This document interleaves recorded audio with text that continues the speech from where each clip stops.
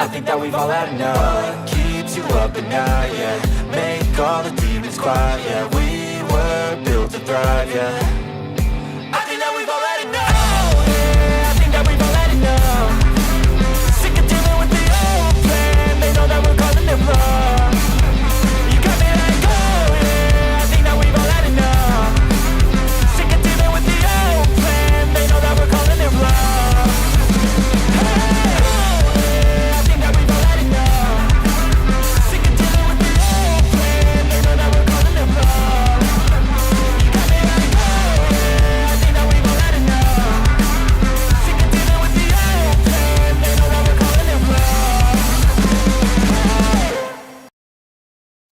Alright, welcome everybody, welcome back to another stream of Nice Micro League Season 5, Nice Micro League 2022 edition. And last time we left off, we've been playing the first round of this tournament, which is basically 8 one-on-one games of best of 3. These are our players, my very well assorted list of friends who play StarCraft Brood War, and well, this is what we're going to play today. So we have, you can see here the records from the previous Nice Micro League sessions, and the last one was more than 3 years ago. You can actually go back and watch those videos on this channel if you are interested in it. And now we are doing the first round of the 5th edition of Nice Micro League, and the last time we took a look at 4 of these 8 matchups, and now we are going to take a look at another one, which will be between Tapirello and Kovi, our 2 good friends here. First game is going to be on Vermeer, and I just realized recently, well, like maybe 1 hour before starting this day's stream, is that I have not talked about the maps at all. So, well, Vermeer 4-player map, so 4 starting locations. Everyone has a natural, which is, I guess, anti-clockwise, and no, this is the natural, sorry. Natural is, yeah, this is anti-clockwise. Here going there, here going there, and here going there. Very wide entrance. Natural is on the bottom floor, while the main is elevated. Anyways, let's try and jump into our first round here between Tapirello, who has a 6-on-6 versus Protoss record from our tournaments before, so 50-50, while Kovi seems like he lost much more to Protoss than he won. But anyways, we will jump straight into the first round here, and let's not waste any more time.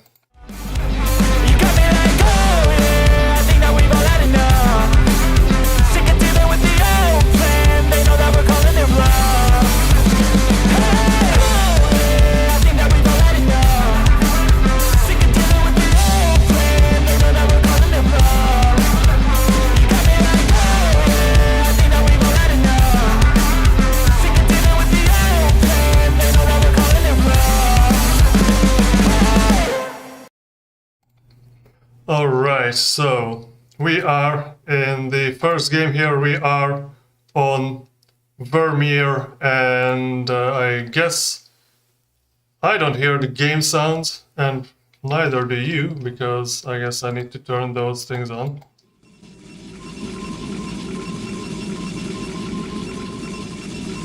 Yeah, now it should be working. So what we have here is Kovi on the top right starting location, and we have Tapirello playing with the name Buzz Spencer, which is a tribute to the famous Italian actor who was called Bud Spencer.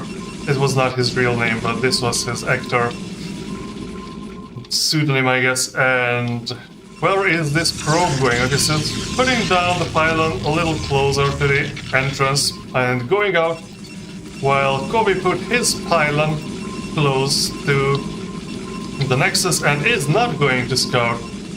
Which way is this guy going to scout? Where do I click to follow you? I don't know. Anyways, last time I managed to follow a probe. Oh, right click. I have to right click on them somehow. So this probe is going out to scout while the first gateway has been started for both of our players. So Tapirello is not buying more probes at the moment, while Kovi is well, he's not buying either, but he has one extra, and puts down a second gateway. This is going to be a rush. It's probably going to be a rush. Is Tapirello also putting down a second gateway? Oh yes, 2 gate versus 2 gate, and both of them are, of course, scouting a closer expansion, and Tapirello is doing just a scout around, so he will scout Kovi's base first, I guess. This is what he's going to see first. He's going to see the second gateway warping in, and he's going to know what's what. Another pylon goes down, another pylon goes down here. So both of the players are playing about the same tempo as I would say. And well, Kovi's Zealot starts to chase this scouting probe and moves out, while Tapirello's Zealot is going here to chase this scouting probe from Kovi, which puts down a pylon there, which, you know, you can put a pylon down somewhere around here and maybe get 1 probe or 2 stuck. I don't exactly know what the goal with that pylon is, especially now that the probe is dead. Is this just... oh, no, this is not a proper manner pylon. But anyways, this Zealot stopped following this scouting probe, and the second Zealot is going out on its way towards the other base. Kovi is just pumping out Zealots non-stop. Same on this side with Tapirello, who managed to put his Zealots just above the ramp, which is going to be very difficult to attack up here. So this is basically the best Kovi can do at the moment, is contain Tapirello by keeping a large Zealot force here so he cannot just go out and expand. But going upstairs is going to be suicide, so he's not going to do that. But Tapirello comes down to crush these 2 Zealots. There's only 2 of them, so, and there is no danger of them running around because, well, both of them are equally slow, so he cannot run around. But these 2 reinforcements arrive, get engaged with those 2 Zealots, but the defense here is stronger. 5 Zealots against the 3, and one of them is severely damaged, so yeah, this battle has been won by Tapirello, who decided to move his Zealots up. So what is Kovi up to? So he put down the assimilator, and that means he is ready for attacking, but he does not have enough minerals to put down a cybernetics core. His other Zealots get into a fight, an unwinnable fight, so Tapirello still has all 5 of his Zealots chasing back Kovi to his base. Can Kovi save these Zealots? No, he does not save them. At least one of them falls, one more Zealot falls. This one has to get back to the base, and the others have to plug in the hole right after that. But he does not... okay. But does he? No, he does not manage to save his Zealot. His Zealot is still under attack, but now Tapirello is at the gates with only 3 remaining Zealots and 3 on the defending side. But this battle was a bit unequal, I guess. Alright, 2 more attacking Zealots arrive and manage to make a surround on Kovi's Zealots. Kovi is not producing enough 2 zealots come out right now against the 4 zealots of Tapirello, but this one is very much on the verge of being fallen. So 3 zealots remain on Tapirello's side. Kovi is trying to micro, and 2 versus 2, 2 versus 1, but he's hitting the wrong zealot here. This one almost died already, but now Tapirello is up with 4 zealots out of which 2 are very much on the verge of being dead, but the micro here is just too strong. Okay, so the probes pull up and will end up killing this attacking zealot. So 2 attacking zealots remain on this base from Tapirello, who is trying to snipe this defending zealot, but the defending zealot gets stuck with the probes. Jeez, the probe pull finally gets the effect on the attacking zealots, and they are dead. But 2 more zealots are coming up. Now Kovi has 2 zealots defending. We can take a look. And with Tapirello killing Kovi's probes, we still have equal number of probes on both sides. And the micro from Tapirello was just too good. Kovi is left with 1 zealot defending. Okay, another one comes out, which is fresh. The port is being started with the cybernetics core, and the defender has the advantage, but 4 more zealots are coming up. On Tapirello's side, we already have the Citadel of Adun, and once the zealot speed comes out, defending against zealots with slow zealots will be painfully difficult. And there are 3 gateways pumping out zealots now. The cybernetics core is only been used. Okay, so cannon, photon cannon, that will be good, because the cybernetics, or not, the Citadel of Adun is also what you need before you get DTs, but the zealots are coming up and attacking the cannon before it could finish and kill it. Kovi zealots are running around doing 0 damage while the attacker is wreaking havoc, so 4 zealots are up. There is a Citadel of Adun being made at the... but Kovi has to step out. Wow.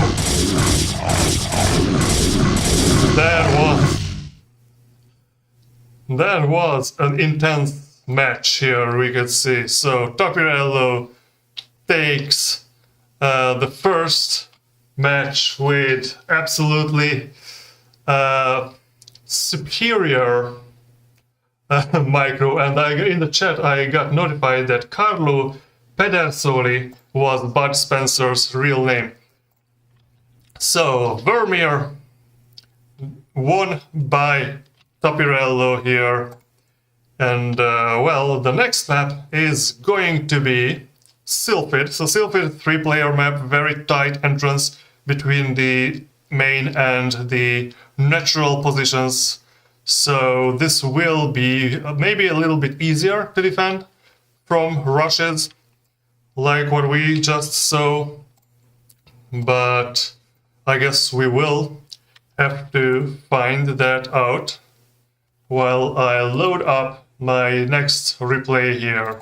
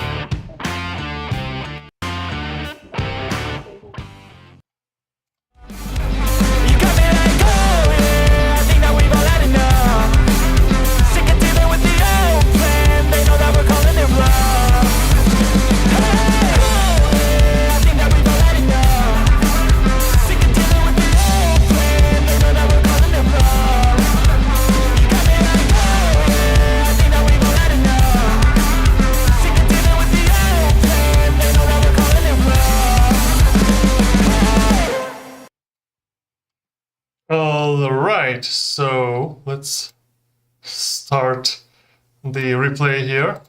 So what we have here is that I again failed to turn on the sound for the game. So enjoy the probes mining, I guess.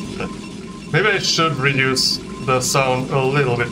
So, Bud Spencer, or as his tournament name goes, Tapirello is on the left-hand side and Kovi is on the right-hand side.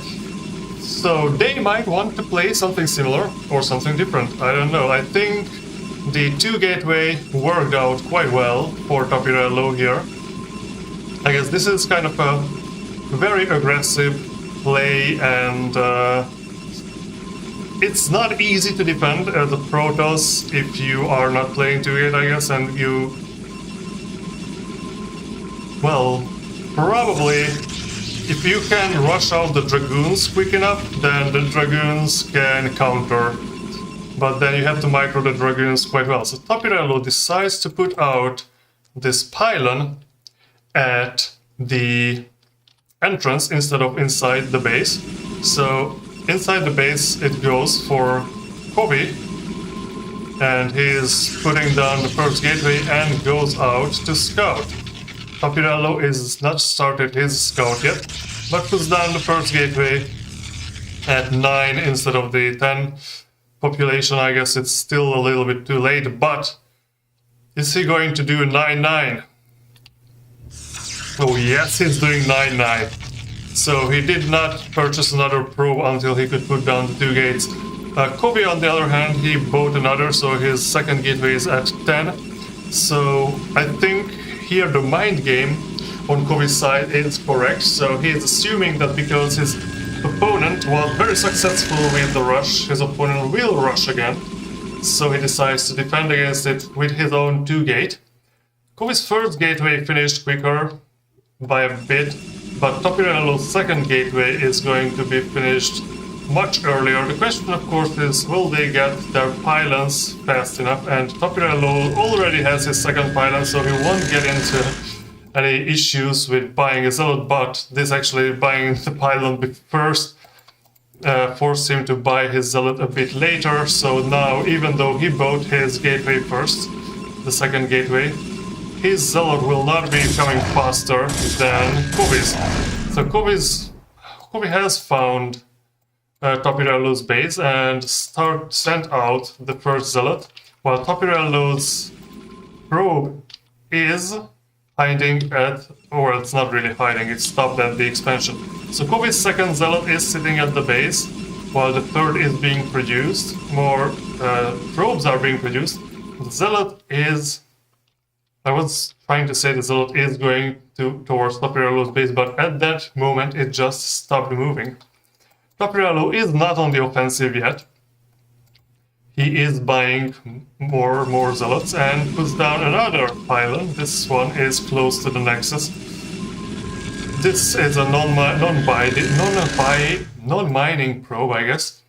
Now 4 zealots come out from Tapirello. If he can damage this zealot, that will make his job much easier. So Kovi knows this and starts moving back towards his base. So he already has 5 zealots in total, and the attacker is coming with 4, and the 5th one is a bit late to the party, but more and more are coming out. So what Kovi has to make sure of... So last time he lost because basically his enemy could damage his zealots before he could kill them, and now it has to be the opposite. So Tapirello has a very good read of the situation. He cannot fight the 5 zealots with 4, and he even decides not to fight the 5 zealots with 5, even though I guess Kovi's zealots... Well, no, actually Kovi's zealots are in the worst shape here, so Tapirello probably with some micro could have picked up one of them and then do something. Now the defender has 6 zealots and building more, and he also put down the defensive cannon right next to the probes while the assimilator is done. So on Tapirello's side we are going directly for cybernetics core before having gas, which is going to be a problem because any tech you get from the cybernetics core will require gas.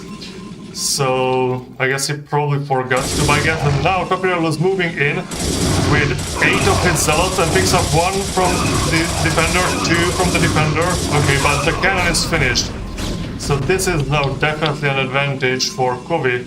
And this zealot from Tapirello is very damaged, while, well, this one is also kinda damaged, but not that much. And now we have 8 from the attacker side and 6 from the defending side, but also 2 photon cannons. Kovi is purchasing, so he put down the cyber core, his siren discord is done. 9 zealots come in to attack and decide to turn back, even though they have the numerical advantage and he can fight here, but he decided to go the economic route, and because he is containing his opponent, he can freely expand to the natural. The only thing he has to make sure of is not let Kovi out on time. Now he started mining gas, so soon he will be able to buy the tech buildings. Kovi could put down 1 more gateway, but he starts with the Citadel of Adun instead. I guess when you have this many zealots, you can do that. He also could start the +1 attack upgrade, for example, from this amount of money, but he decides to buy more zealots. He needs to get out soon because the economic advantage will be for Tapirello once this base starts mining, and also Tapirello decided to go for the dragoons. Okay, so that will be interesting. Now, the numerical advantage now flipped, I guess, because this is the 10 zealots against 9 or even 11 now. So, the defender has numerical advantage of zealots. He did not start buying the zealot legs yet. 1 zealot goes out, checks what's going on, gets damaged a bit on its shield. But these 2 zealots are hell-bent to catch this one. But Tapirello still keeps Kovi contained. Are we going to see the Templar archives soon? Not yet. Nothing is being produced here. Tapirello put down defensive photon cannon, which is a good call in case his opponent would go for the Dark Templars. He is, okay, Kovi is moving out in the meantime, so let's focus on this one. Kovi pulled out the probes, so he will also start the expansion a bit later than Tapirello, but I guess at this point Tapirello is just started the probe production here. This is not really well saturated. Both of them has 22 probes, even though one of them has 2 bases. So the economic advantage did not kick in for Tapirello based on that, and the Templar Archives is done. So Kovi is producing the Dark Templars. But there are 2 photon cannons at the entrance and a lot of zealots, and Tapirello seems to be going for a hidden expansion somewhere. He built a Stargate and is warping in the fleet beacon, I guess, the beacon of the fleet, which will be for the carrier production. Kovi is not wasting any time. He does not wait for the additional 2 DTs to finish. He sends out the Invisible Men as soon as they are ready, and the Invisible Men are crossing the map. So Tapirello probed the defenses here a bit. You can see the photon cannons. These DTs will not be successful here. The photon cannons are putting out the damage before he could do anything.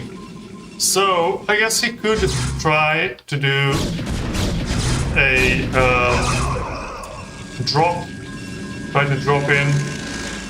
But he does not have the shuttle yet, he does not have the robotics facility yet. So he's just going to put this DT up there to scout whenever Tapirello will move out. Tapirello put down a Nexus at the top over there very nicely. Kovi is transferring some of the probes, I guess.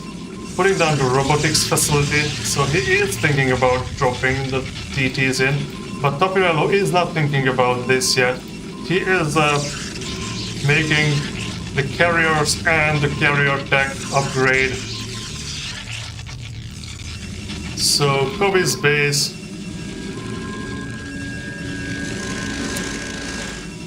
is doing well. So Kovi is mining with 33 probes on 2 bases. Tapirello is mining with 35 on 3 bases, so he does not do a probe. Okay, he's not mining with 35 probes because there are 5 here that are just watching this pylon now, 6. The DTs go home, and Tapirello sends out 1 zealot. So is their carrier done yet? Not yet. And I guess he did not start the second one, but he already warped in a 3rd Stargate. So these 2 zealots will just, I guess, pass by each other. Tapirello is looking for whether there is a 3rd base expansion yet. But Kovi is on 2 bases with 3 gateways pumping out zealots only. So the shuttle is out, and the DTs will start moving in towards Tapirello's base. So let's follow this shuttle for a bit. Okay, so this shuttle will find. The shuttle will scout the carriers, but there is no detection in this base, and the forge is also only here, I guess. And Tapirello is up 42 probes. Finally started mining here. Puts down other photon cannons here, but there is no photon cannon at the main base, so Kovi can just sneakily put. So I think, yeah, he can see. Okay, he can see the shuttle if he watches the minimap. But there's nothing he can do because the DTs come out, and well, instead of going for the probes so he can attack in secret, he went for the pylons. But Tapirello did not realize what's going on just yet. And there is a frontal attack with the zealots, but Tapirello has his defending zealot and a lot of photon cannons here, so this attack won't be successful. Okay, so the probes have been evacuated. We have 3 carriers here that can do nothing, as there is no detection, there is no robotics facility. Tapirello has the 3rd base. Okay, the carriers are fighting the shuttle, but the shuttle escapes. So Tapirello has to do with 3 carriers for now, and more DTs are incoming. Tapirello has a lot of money though, and he definitely protected his outskirts over there and put down 1 cannon. So I guess he's... Oh, not just 1 cannon, he put down a lot of cannons here. Unfortunately, losing these stargates will be painful. I guess he could start over at the 3rd base, but he does not have the capacity to think about that. This cannon will warp in, maybe just in time to save this Nexus? No, not in time. Okay, but that one can code some of the DTs at least. This Nexus survives with 10 hit points. 10! There is this one zealot as a scouting faction here. Tapirello loses the Stargates, loses the carrier tech, but keeps this one Nexus. Kovi did not realize that this Nexus literally just needs like 1 DT slash to fall. What is the game going to be here for Kovi? Oh! Dark Arc, but it's trying to steal the carriers. Is this going to be stealing the enemy carrier? I guess this will be. So new old cannons are morphing in here, so this base will be kept. These DTs will be picked up by the photon cannons. Well, not really. All of them survived. Okay, those photon cannons are going to save some of the... Okay, so the fleet beacon have been put down there. And now the carriers are harassing. There's a carrier harassment going on at Kovi's base. This DT does not, or the Dark Archon, they don't have enough energy to do anything. These probes are just standing here. Counterattack is incoming, but this is not going to be enough. So 12 zealots, I don't think they can chew through all of this, because there are defensive zealots here, there are a lot of cannons. Kovi lost his net roll and is moving out to do a sneaky expand somewhere. But the counterattack has been dealt with. 3 Dark Archons will be able to steal 3 carriers once they have the energy. So Kovi is looking for a secret expansion over there, and these 3 zealots are looking for Tapirello's expansion, maybe? Yeah, this is a Nexus has been started, and I guess that will be for photon cannons. In the meantime, Tapirello started slowly mining over here, built the new stargates, and is building enough photon cannons to save the base from these 3. So Tapirello, or Kovi, is trying to defend the base. Okay, 1 Dark Archon succeeded in stealing the carrier, but this carrier is being attacked by Tapirello's original carriers. So I guess this did not work out because he did not manage to steal 3 carriers, he only stole 1. We'll have to defend this faraway expansion now somehow. Did his zealots just die here? Probably. 1 carrier moving up. And the full attacking force of dragons that are lost are moving up. So 1 carrier and the interceptors. Oh, these DTs are trying to sneak by but get caught.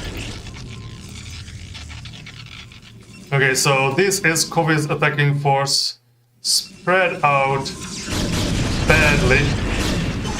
Oh no, 1 dragon just walked into the photon cannon fire. 1 dragon did not solve that problem.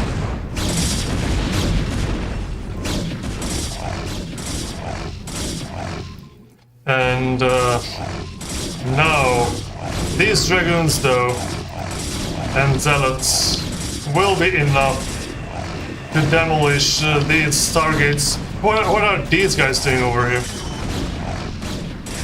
This first target fell before the carrier came out.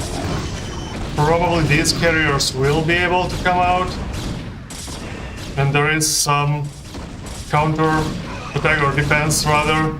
These carriers don't have interceptors yet though. Tapirello units are coming in here trying to do something. Okay, so the carriers have arrived here to defend.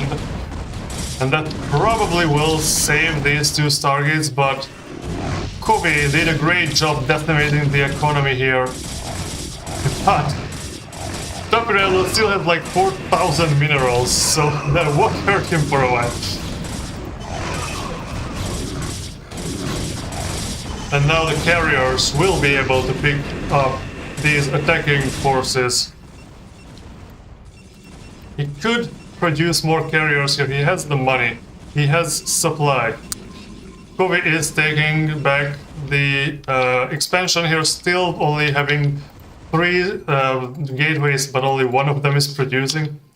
These stargates are not doing anything. I guess Kovi does not have the economy to do anything because, oh, he mined out the main and has not started work at the 3rd base yet. Okay, so here are Kovi. Kovi has his own carrier fleet with the help of the Dark Archons. And we'll pick up one of Tapirello's carriers, I guess. The other one manages to escape. But new carriers are incoming. Oh, where is this Dark Archon going? He's going to die. These ones, they don't have enough energy and they lose their shields when they take over someone. Oh, but well, it doesn't matter, I guess, because Tapirello has 4 carriers now. Okay, so I guess the one that was used before already got its energy back, so that's how we could steal 3 more carriers. These carriers have no interceptors and just pop immediately. The zealots coming in and pick up the Dark Archons sooner than later, I guess. Well, I guess if the carriers can protect them, that would be nice, but can the carriers protect them? I guess Tapirello is hellbent on capturing those Dark Archons, while Kovi is making more of them. He did not start any production from the starports yet, but the production or the economy of the 3rd base is running well. While Tapirello is almost mined out from his natural and is unable to mine here. Kovi's carrier fleet, which had no carrier, were not coming from starports, are dominating this fight here. And my camera lost focus here. Okay, so Kovi also has a few units here against a sneaky 3rd base, or I guess yeah, this would be the 3rd base of Tapirello. What does Tapirello have here? Well, he has 3 carriers, 2 more incoming. And Kovi is morphing another Dark Archon here from the leftover Dark Templars. So the 4 carriers arrive here. They are in relatively good condition. There are a lot of photon cannons here, which might pick up the interceptor if he's not focusing them properly. But also there are a lot of probes here. These are actually mining just 1 mineral patch. So Kovi is slowly losing interceptors, but Tapirello does not send his carriers up there, even though he has 5 now.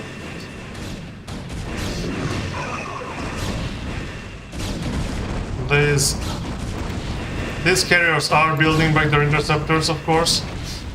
Okay, he managed to capture the Dark Archon over there. But 5 carriers will beat 4 carriers, most probably. So finally, Kovi decides to reinforce this attack with these zealots. And these units will join the fight soon, and there is no detection here. So the Dark Templars will be very useful, and the zealots are gone. What is Tapirello doing? Is he trying to turn the tide of this battle by just waiting?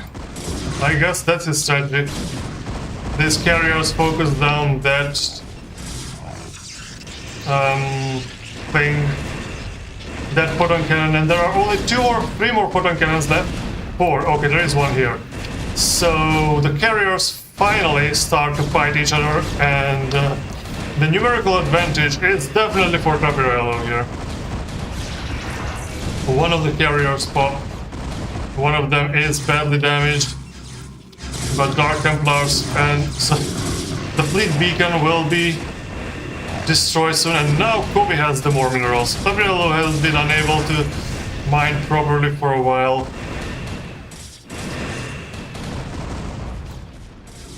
But he has 8 carriers, 9, with a 10th on the way, so he should be able to destroy this attacking force without any issue.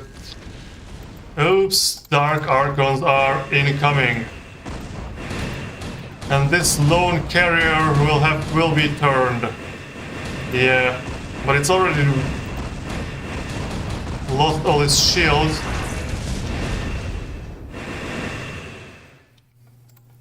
And one more. Tapirello loses another carrier to a Dark Archon, but of course Kovi has no realistic chance of saving that. Tapirello is only mining with 4 probes. 4 probes in total. Where is the 4th one? Okay, that was there. These zealots will be no match for the photon cannons. I mean, the photon cannons will be no match for the zealots, I guess. They will catch the photon cannons. Tapirello will not have enough money to buy new interceptors. He will not have enough money to buy a new Nexus. Well, he has enough money to buy a new Nexus at the moment. Not for long. Okay, these photon cannons are doing a much better job than I expected, actually. But the final one will fall.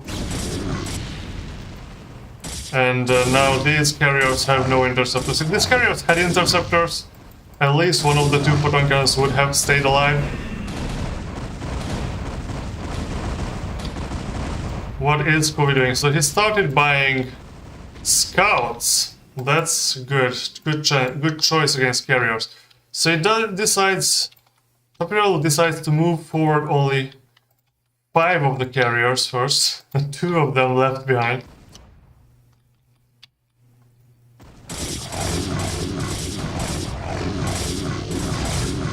The problem is the DTs. And the problem is, if you buy detection, you won't have enough money to buy a Nexus. So Tapirello is definitely going to be out of the game very soon here. And he won't be able to destroy the every building of Kovi by that time. So he just does not have enough force for that. He has to protect his own base, and to protect his own base, he needs detection because of the DTs.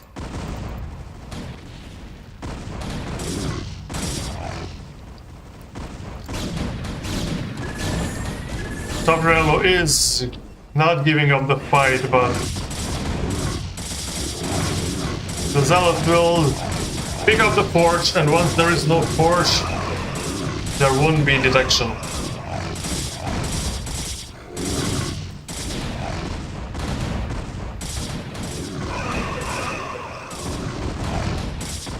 And of course, the DTs are going to be extremely effective here. It doesn't matter if Tapirello destroys Kovi's whole economy at this point. Kovi does not need to do much because the last... Oh, there is Tapirello's hidden force, Tapirello's hidden probe, and 1 hidden pylon. So I guess his strategy is to try to destroy everything Kovi has before he finds that pylon. But that's not gonna work out.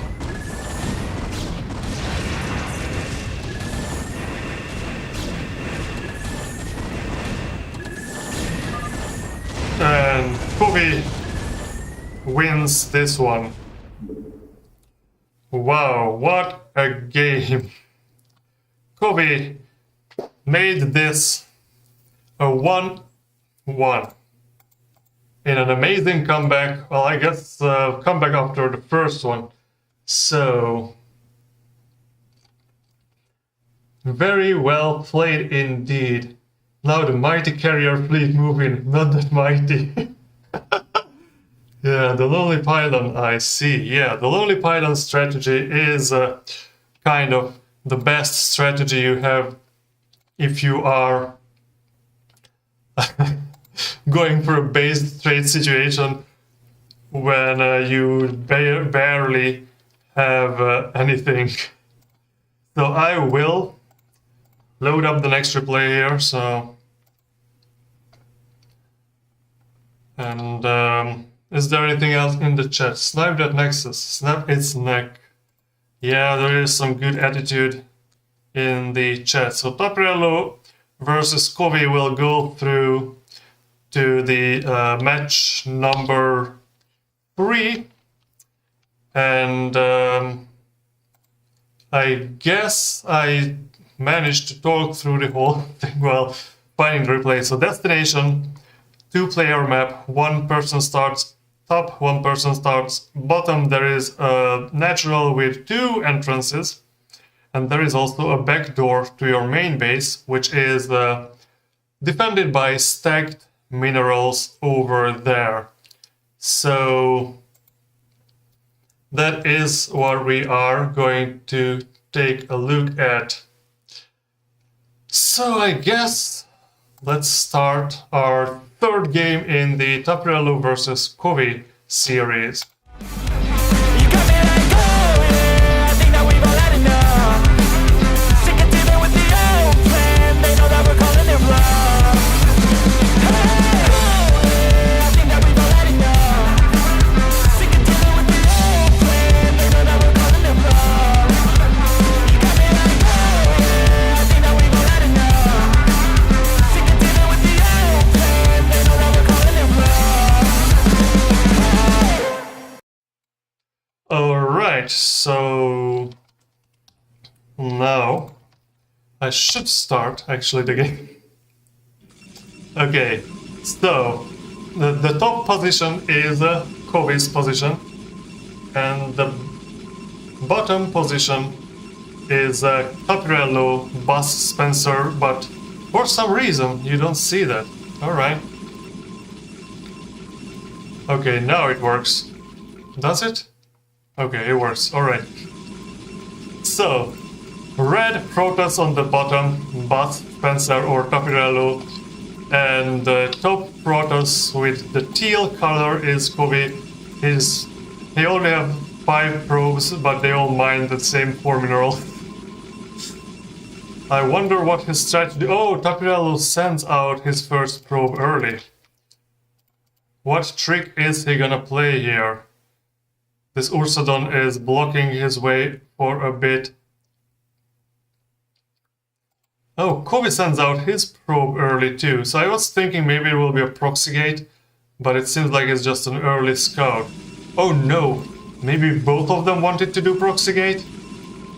Tapirello decides to put down the pylon even though he definitely saw that Kovi saw his early probe out there. So I don't know, maybe is he... Yes! This is how you play StarCraft.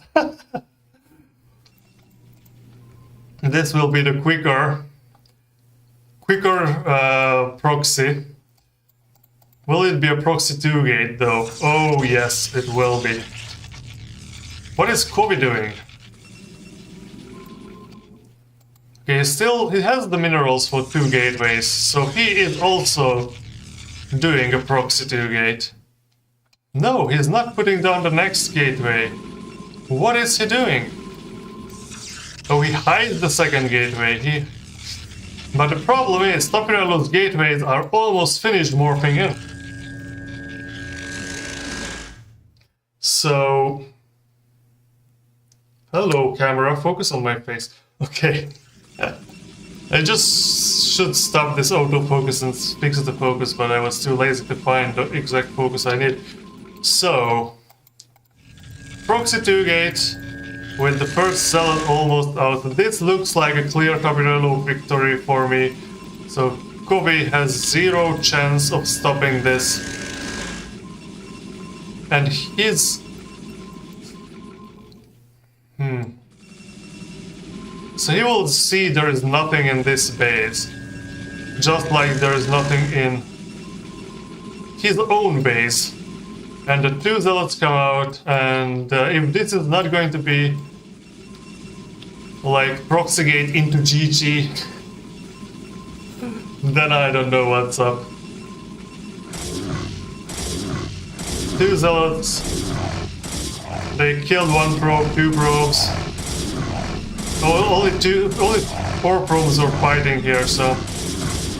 But there is also one zealot up on Tapirello's base, so I guess... Yeah, but Kovi already lost all the probes. Tapirello has more zealots. This zealot is now stuck here, it cannot get out. So this will definitely be... Yeah, I don't know why Kovi put this one here. He was being too fancy for his own good. He will lose this Nexus in no time. And Tapirello even has the energy to micro these probes around a bit to waste Kovi's time. Because that's all he needs. He needs to take this Nexus down. He needs to take these 2 buildings down. And Kovi has just no chance of taking these 2 buildings down. So even if Kovi takes the Nexus, nothing will come of it. So he is very smart, pulling the injured zealot away, but he has 3 zealots. His opponent has like 5. And this is an utterly unwinnable situation, especially he does not have an Nexus anymore. And Tapirello can just...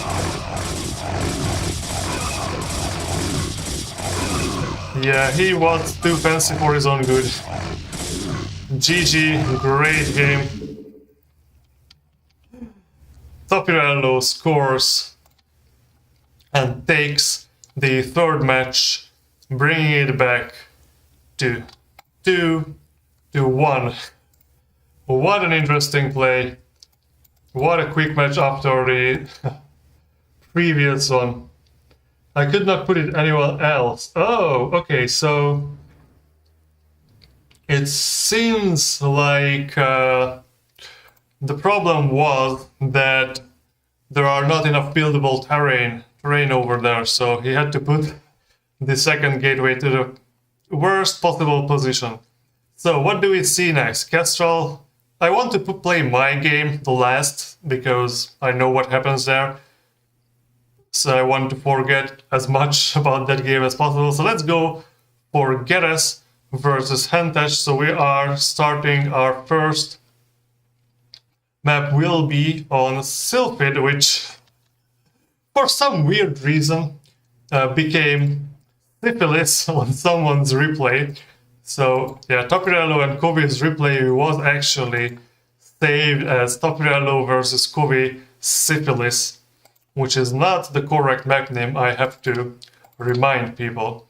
So Geresz versus Hentes.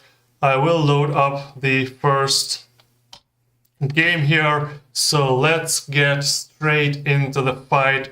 This is going to be Zerg versus Protoss. So Geresz has a 3-3 record against Protoss from previous Nice Micro Leagues, and Hentes has his first, this is his debut match on the Nice Micro League circuit. So let's see how he does against this Zerg player here.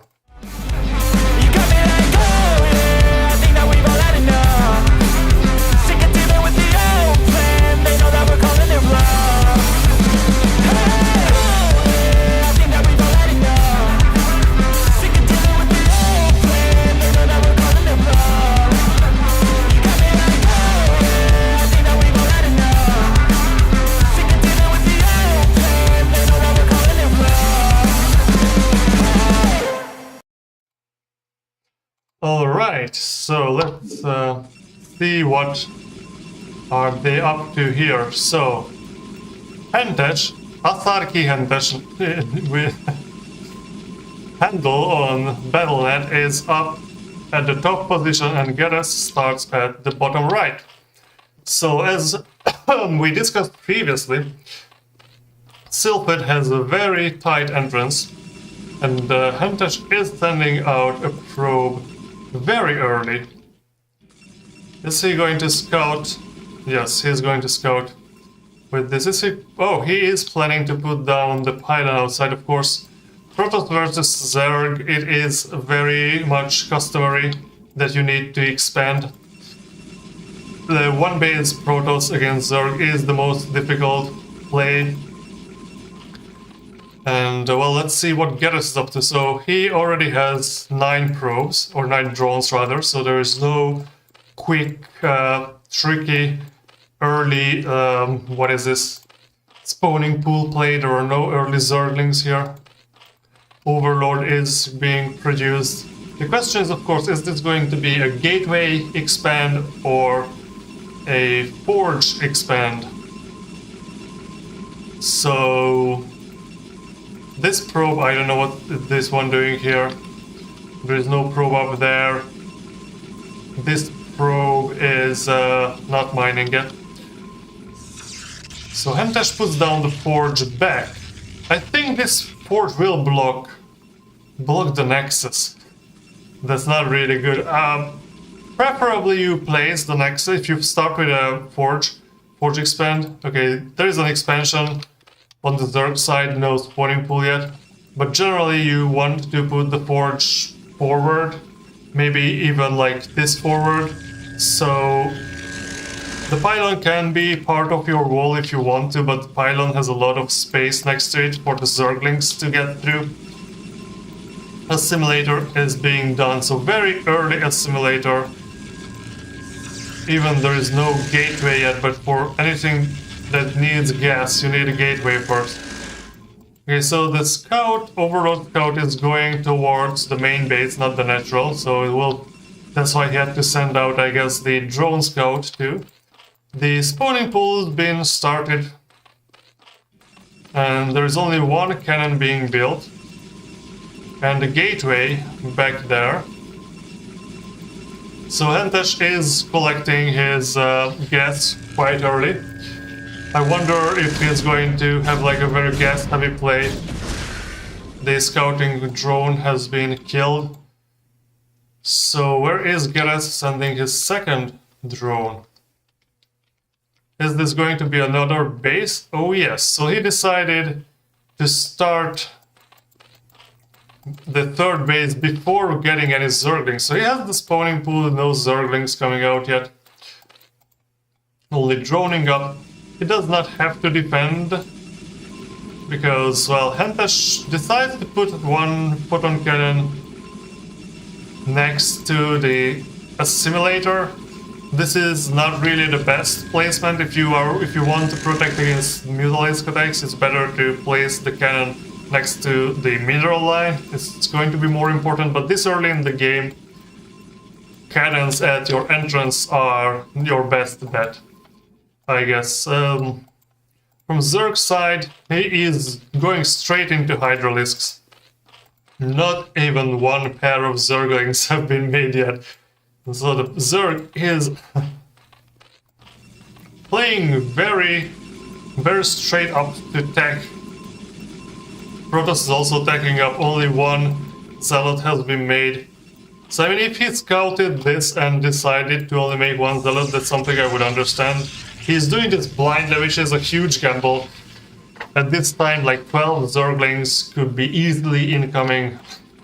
Maybe even more. Maybe, yeah.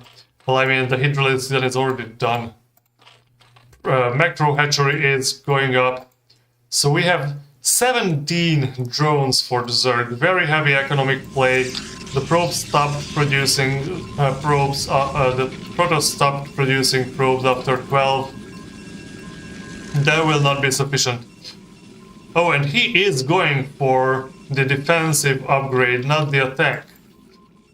Zealots are going out. Are the Zealots going to find the third base, or is he going straight for the natural? Well, there is one defensive structure erected here. The creep colony is turning into the spore colony. So he's not going towards the third base, he's going straight towards the natural. Or where is he going? He turns back. Okay. Is he producing dragoons? Alright. Dragoons here will be not that good against Hydralisks, I guess. Zealots with speed are good against Hydralisks, I think. So the Dragoon chases the Overlord a bit. The Zealots go back to the base, so there was no early aggression. Hentes is not making more probes and even not mining with all of the probes, I guess. So we have the +1 armor for the Protoss. There is one Hydralisk. Oh, there is another Hydralisk. Okay, so we have 2 Hydralisks from the Zerg and a few more morphing in. Or not morphing in, what is it? No, it's morphing. It's morphing, I said the right word. It's a very low army, but also on Hentes' side, the economy is also very low, even though he has a lot of minerals. So he's not mining enough and he's not spending enough at the same time. I wonder what his game will be. Okay, so now suddenly the Zerg exploded with Hydralisk. So this is sufficiently... This Hydralisk number would be enough for him to win the game, I think. Actually. So 2 photon cannons, 3 Dragoons, 4 Dragoons, and 2 Zealots would not save Hentes' skin here. Well...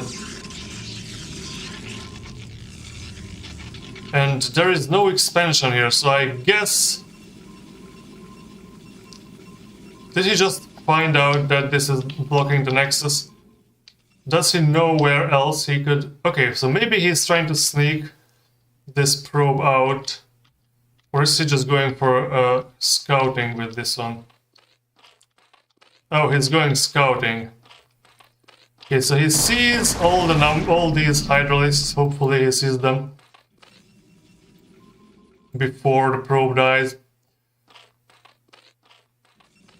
So, is he going to put down more photon cannons here? Oh no, this did not block the Nexus. My bad. My bad. I thought this photon cannon is, or what is it, Forge, would block the Nexus, but it did not block the Nexus. Hentes just did not want to buy the Nexus until this long. And now Lurkers are morphing, so... I don't know if Geresz realizes this, but this is... So, like, he could already win with just the Hydralisks. Very strong army from Geresz. He was... he had a very big gamble by postponing the purchase of any defensive structures and any, like, fighting units until this long. But this paid off for him because the Protoss was absolutely not aggressive. But even though with no detection, the Protoss picks up 2 Lurkers, and the Lurkers keep lurking. And now the Hydralisks can move out. So Hentes will need to go for Observer, and he is! Okay, so he realized this before actually seeing the Lurkers, which is good. Now he has the second base, so it would be time to probe up, because the Zerg has a ridiculous amount of drones already. And 32 would not be the ridiculous itself, but seeing that Hentes only has 13 puts things into perspective. So now these Lurkers and all these... Okay, this Lurker burrowed there, and the photon cannon managed to hit it once. How does that work? And now the Lurker contain is going to be up. Okay, this is going to be a Hydra drop. Is this going to be a Hydra drop? Or do we have just the fast Overlord for scouting? Yeah, I guess it's only for scouting for now. The Observer came out. Observer already has a speed, I guess. Photon cannon in the base being started. And Hentes is only working from 2 gateways at this moment. And now a few Hydralisks are probing the defenses, and the army moves out with no detection. Okay, finally the Observer gets here. And then the observer turns back because you don't want to lose your observers to the hydralisks. He picks up one lurker, but the hydras come out, and this lurker just hits those two dragoons with impunity. And the army is moving out, but there is no detection on this side. Okay, so finally the observer is moved forward. But the observer goes too far ahead and gets picked up. Only 2 photon cannons remain. The true dragoons that come out will not be enough here. So just 4 of the hydras came forward and they already destroyed all the photon cannon defenses. The dragoons stand no chance here. Geresz finally decides to move in. Oh, what? This Nexus only having 1 probe here?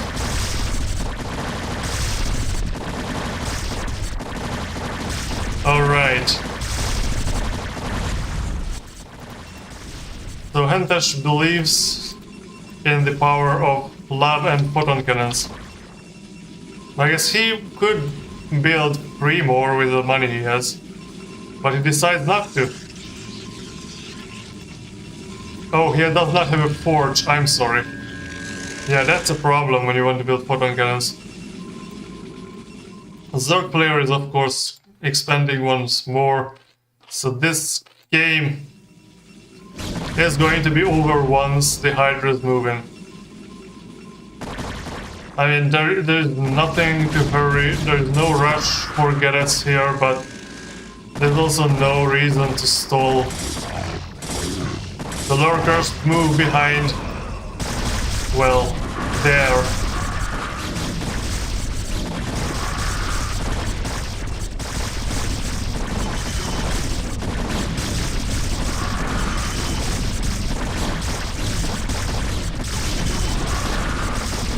The observer will be picked up, and no, it survives for now. Alright, this is the end of the game, I guess. So 1 victory for Geresz on Sylphid. And we are going to move forward. 95 population Zerg, 22 population of Protoss. Being a bit too careful here. Oh, yeah. I was not checking the population. It was quite obvious that the Protoss player is being overpowered by the Zerg player, and Polaris Rhapsody will be our next map. 2-player map, and we will... I don't remember having any. Did we have any matches on this? I don't think we had any matches in this season of Nice Micro League on Polaris Rhapsody just yet. So I guess there is a first for everything. So Geresz versus Hentes. Second game will be on Polaris Rhapsody. I guess 2-player map with the natural having quite a wide entrance here, and also a lot of space. No, we had a game. We had a game. Kumbi versus Mate was on this map, so that's not our first map on Polaris Rhapsody actually. Anyways, we will start the game on Polaris Rhapsody. So let's go.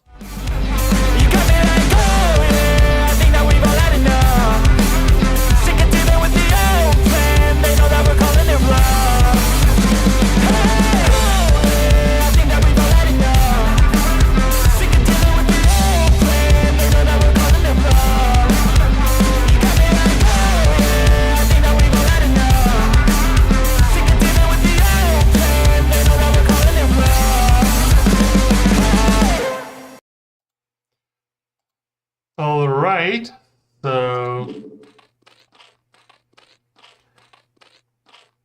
where is the minimap? So on the right hand side on the bottom we have Geresz and we have Hentes on the top left. So 2-player map, which is very good for rush builds, I guess, because you don't have to find your opponent, so there is no luck involved in whether you can send your units to the correct place or not. And well, Geresz is decided to not do a 4-pool. So Hentes this time decides to start with a 1-base build. I guess he did a 1-base build even the previous game, even though he put the pylon and the forge outside. So is he going to go for a 2-gate aggressive build here, based on the previously how Geresz played? The 2-gateway aggression would be a good strategy, but this time Geresz puts down the pool after the Overlord, so an overpool build. We have the gateway from Hentes here. So while Hentes was never played in a nice macroleaf before, we played StarCraft with him back in the good old days, and well, he was known as the guy who will just send 12 zealots in your way once randomly and you just die. So after seeing what the Zerg is doing there, maybe that's what he will decide. So he is not getting any more probes after 9. But he is getting a forge. Okay, so it's going to be a defensive build on 1 base, I guess. Oh no, it's not gonna be defensive. It's going to be the opposite of defensive. It is proxy. Okay. That is a smart move. If it works out, everyone will call you a genius, but if it gets found out, which it does, oh no, poor Hentes. He had a great idea here, because this is like, if you just send your Zerglings down, they will not go to this place. It is exactly the right place to put proxy. So Hentes decides to turtle up right at his main base, which is not a usual strategy against Zerg, especially because these cannons are very much exposed.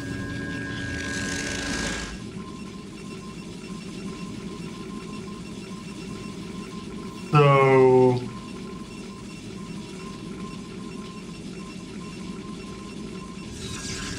the 2 cannons morph in. Geresz he started a new base. He's on 2 bases now. He started a Hydralisk and he likes Hydralisks. But the only thing that this pylon did for Hentes is that Geresz is not sending over the Zerglings. Or at least he just kept the Zerglings there for a while. But I guess maybe he was going to wait for these 4 to come out, so he can send these 4 out. I'm not sure what's the strategy here, but the creep colony is down. Zealots are moving out.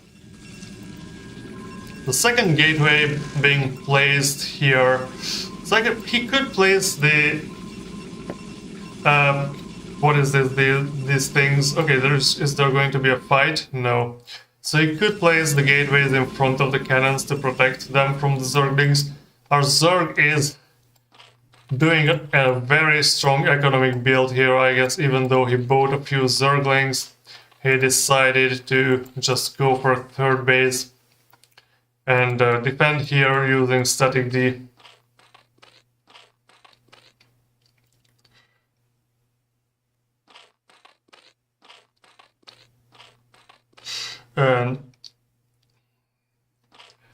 Okay, so the Zealots are moving.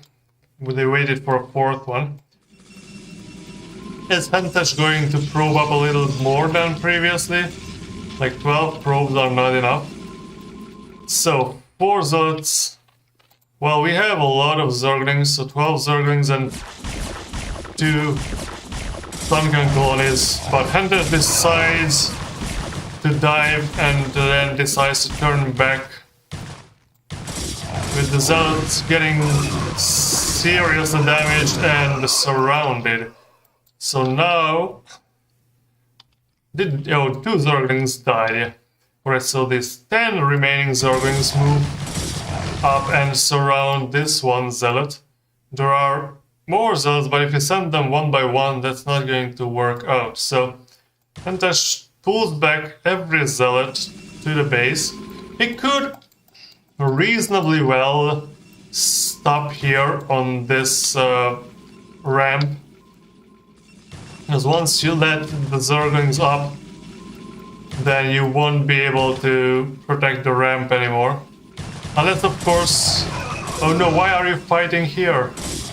Okay, the zerglings got scared away at least. So that is good. Okay, so we have more probes now, they're just not mining it. We need... Hentes needs one more gateway.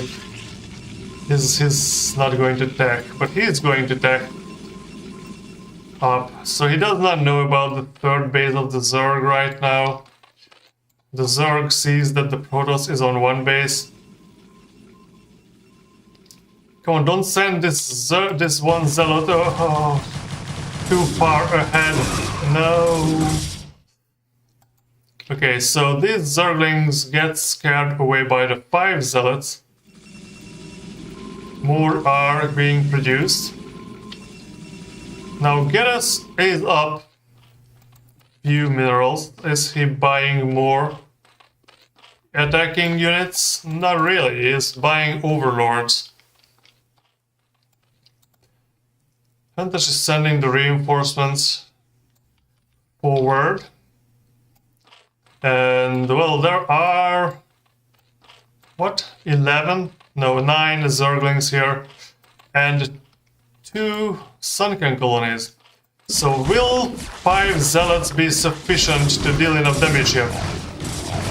So zealots surround the sunken colony, but the Zerglings surround the zealots, so... And now the zealots try to escape, but cannot. Well, I guess one of them could. Oh no, they stopped too late. And now this zealot will be killed and 3 more coming. But these lings just go around those zealots and oh no, we'll catch up with this one. So they have Zergling speed now. Lurker aspect is being evolved with 9 Hydralisks on the way.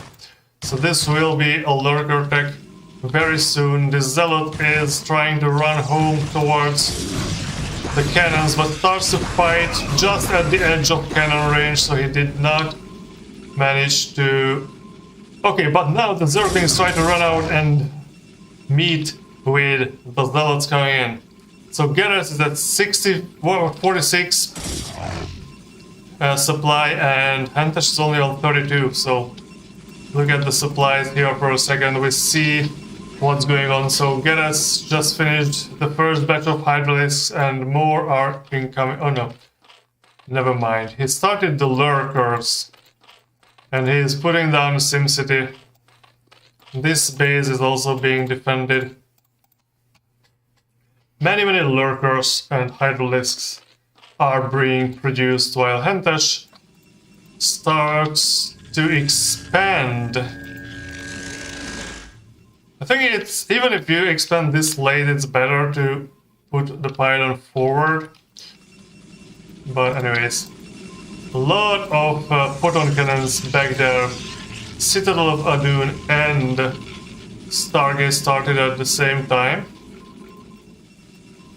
So is Hentes waiting for enough money to have... Okay, so this is where he wants to put a photon cannon. That's interesting. Is he also going to wall here? Okay, the Hydralisks are being collected by Geresz. And oh my, that's a lot of Lurkers. and Hentes is far away from getting observers. He did not. I would put a pylon here, maybe, or put a pylon and a gateway, something like that. Okay, so Hentes decides to move out. Is he looking for a third? Okay, and he will meet the hydraulics here, so he will know that there is a base around.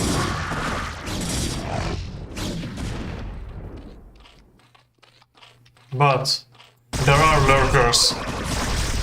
He has to realize that there are lurkers here and pull back immediately. This fourth kid's getting surrounded. But it is buying some time for him. Well, not like this. Not like this, and this is too few units, I would say. What is he buying? Okay, he's buying the Corsairs. Is he planning to get Zealot speed? Geresz is up 1000 minerals. And yeah, that is a problem that we have here. Photon cannons will not be enough. He needs more units. He needs more economy. Of course, he cannot. And this is the problem when you don't start like with a two base strategy, is that getting out to the second base is going to be very, very difficult. And the Zerg, if you don't play aggressively from a one base build, the Zerg will get very, very numerous, like 36 drones versus 16, 90 population against 34. These are not good numbers for our Protoss player, even though, you know, photon cannons, they are not counting in your population, but they are also not too useful in the grand scheme of things. So like, the lurkers just destroyed it in 3 shots.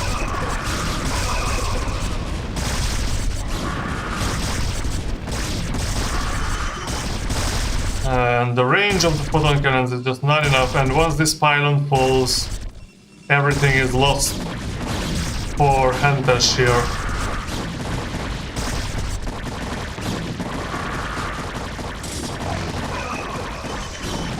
Geresz moving in. Well, this number of photon cannons is actually kind of better. Yeah, this lurker barely survives, only thanks to the carapace update. These zealots get picked off right after they are warped in. So Hentes realizes he needs more photon cannons. He has the robotics facility now, and he is going around killing overlords, I guess. One of the Corsairs has 1 killed.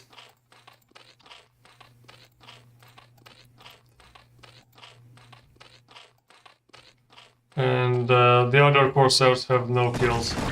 Oh no, what is this guy doing here?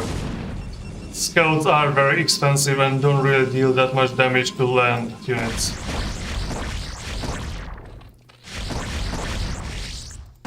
Hydraulics are... Okay, so finally one more Overlord falls. Zerg will be supply blocked here, but this is not going to be that big of a problem for the Zerg when he has more than 3 times the supply as the Protoss. But you cannot win against Zerg just by killing Overlords, unfortunately. And the rally points here are, unfortunately, placed erroneously. So every unit that came out of these gateways died, and the photon cannons fall.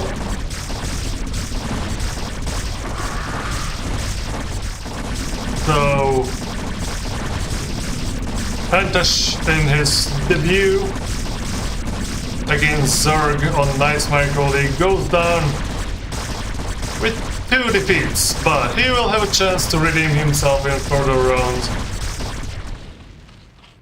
And you cannot win a PvZ with Corsairs.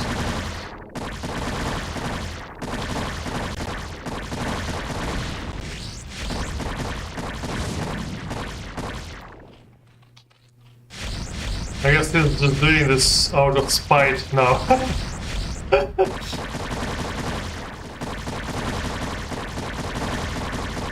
He has 4 supply.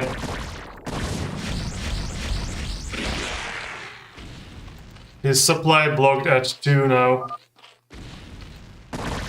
And the game is over. Alright, this was an interesting one.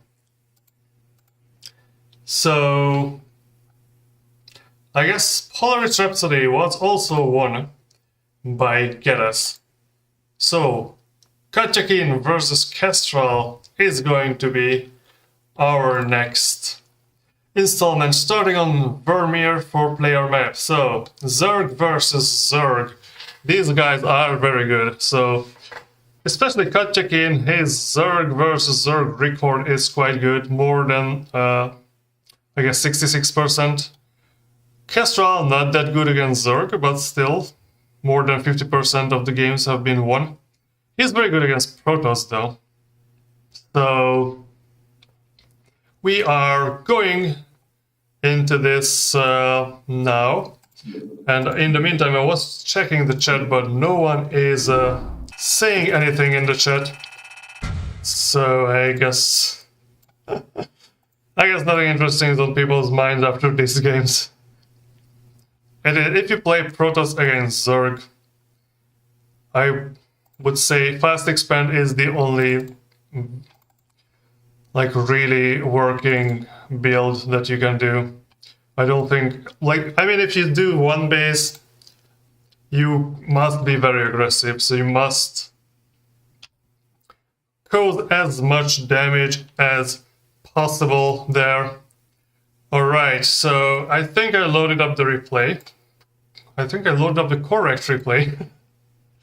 Which is as important as loading up the replay, is that make sure that you load the correct one. So let's move to the game. For Katja Kean versus Khestral. First ZVZ on Night Micro League 5, starting right now. You got me like, oh yeah, I think that we've all had enough. Sick of dealing with the old plan, they know that we're calling it bluff. Hey, oh yeah, I think that we've all had enough. Sick of dealing with the old plan, they know that we're calling it bluff. You got me like, oh yeah, I think that we've all had enough. Sick of dealing with the old plan, they know that we're calling it bluff.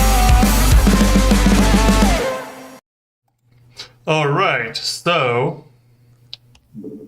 let's start the game. Katja Kean, blue color on the top right corner, and Khestral on the bottom left. And these are the players with the best manners. They said good luck, have fun at the beginning of the game.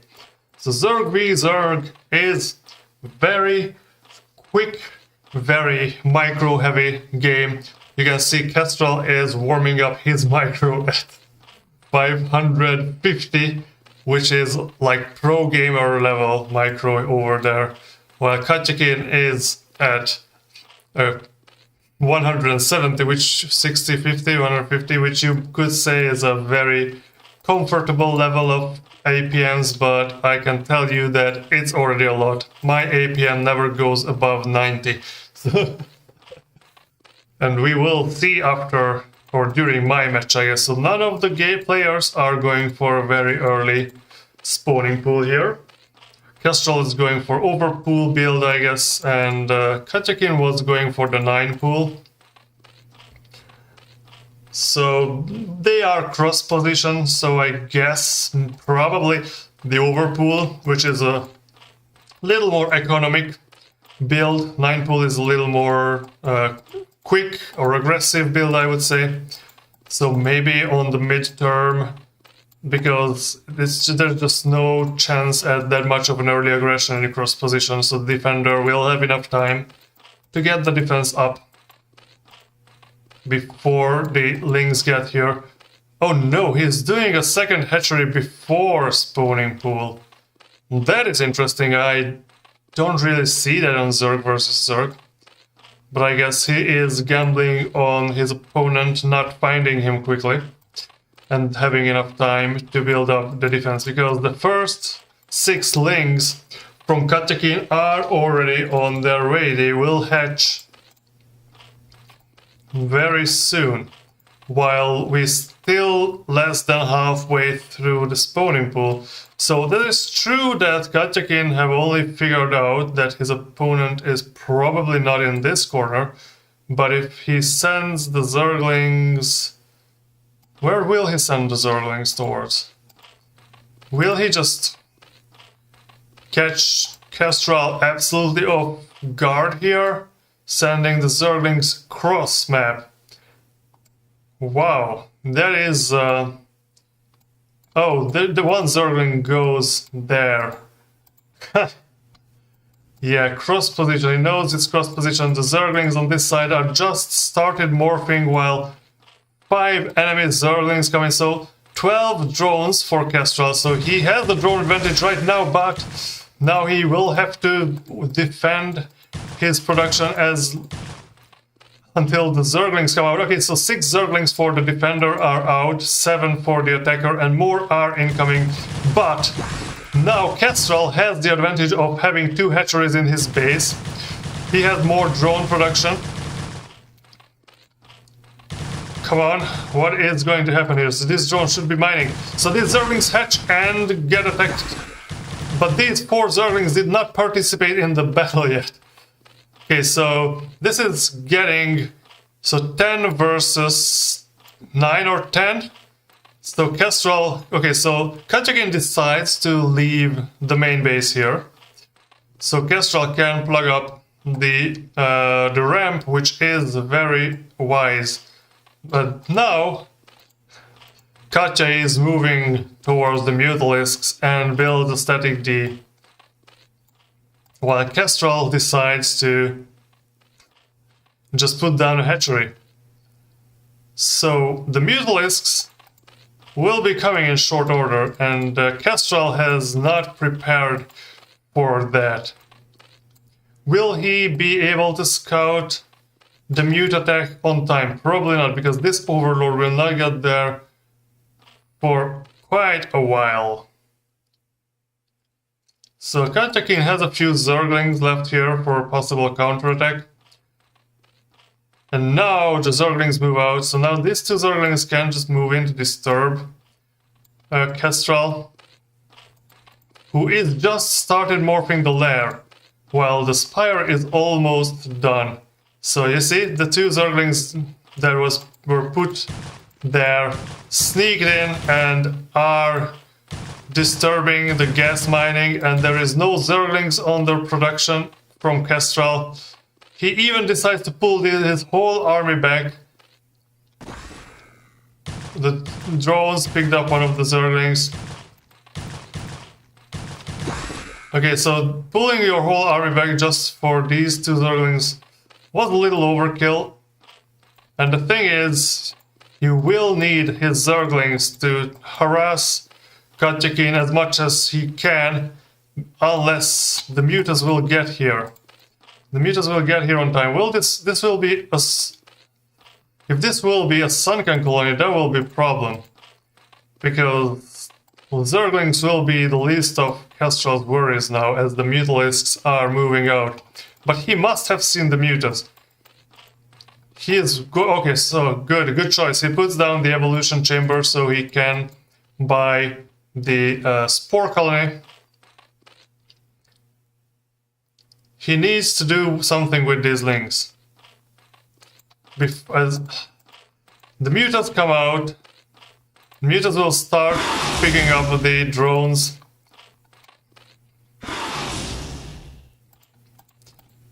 I guess not.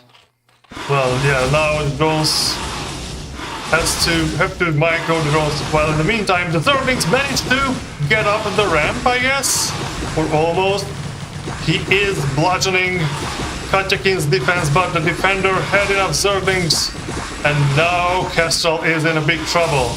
Very big trouble. He does not have any Zerglings left. GG is out. Oh, that was rough.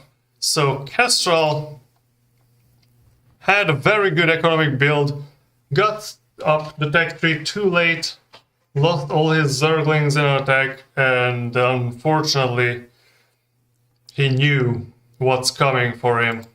So he tapped out of the game. This was very nice. I like the micro.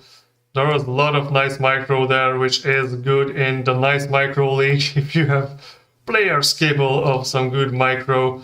There is nothing going on in the chat. I hope there is nothing in the chat because you guys enjoy the matches so much that you are literally speechless.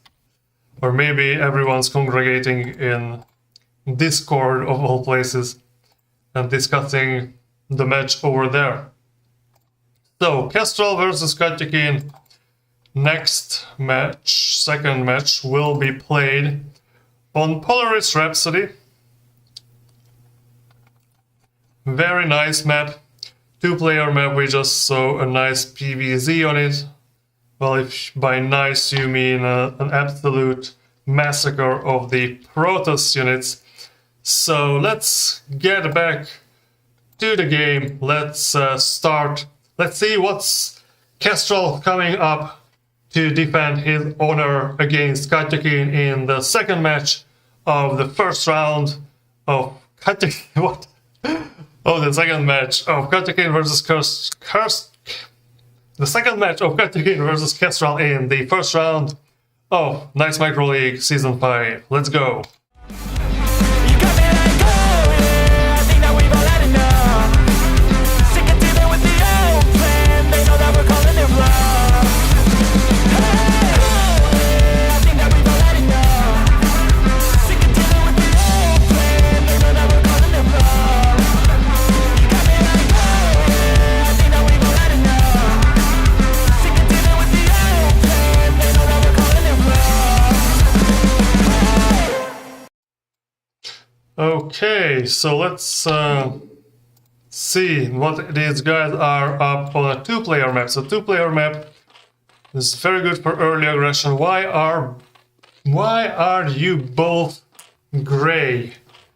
Come on, how do you tell the difference between dark gray and the light gray Zerg units? This will be a nightmare to watch. So train your eyeballs on these two colors. This is Katja Kean with the lighter gray, and this is Khestral with the almost black, dark gray color. And the overlords are with their glorious flying butt cheeks are moving up. So both of them are going for 9 pull. Will this be? No, this is not a 9 pull for Katja Kean. No, he is going for the Overlord first. And I guess Khestral is not going for the Overlord, so he will put down the pool first. So the reverse of what we've seen in the previous game. So Katja is going for the Overlord, and I guess it will be an overpool. I would not think of him as someone who buys a second hatchery before a spawning pool. So let's see. So you can see this is like delaying the spawning pool a bit is going to give you more workers, a little faster mineral collection. But of course, Khestral will have his spawning pool made in a very, very short order here, while Katja Kean just starts it right now. The overlords meet in the middle of the map. They probably wave at each other like, like the bus drivers wave at each other. Katja Kean goes for a quick expansion.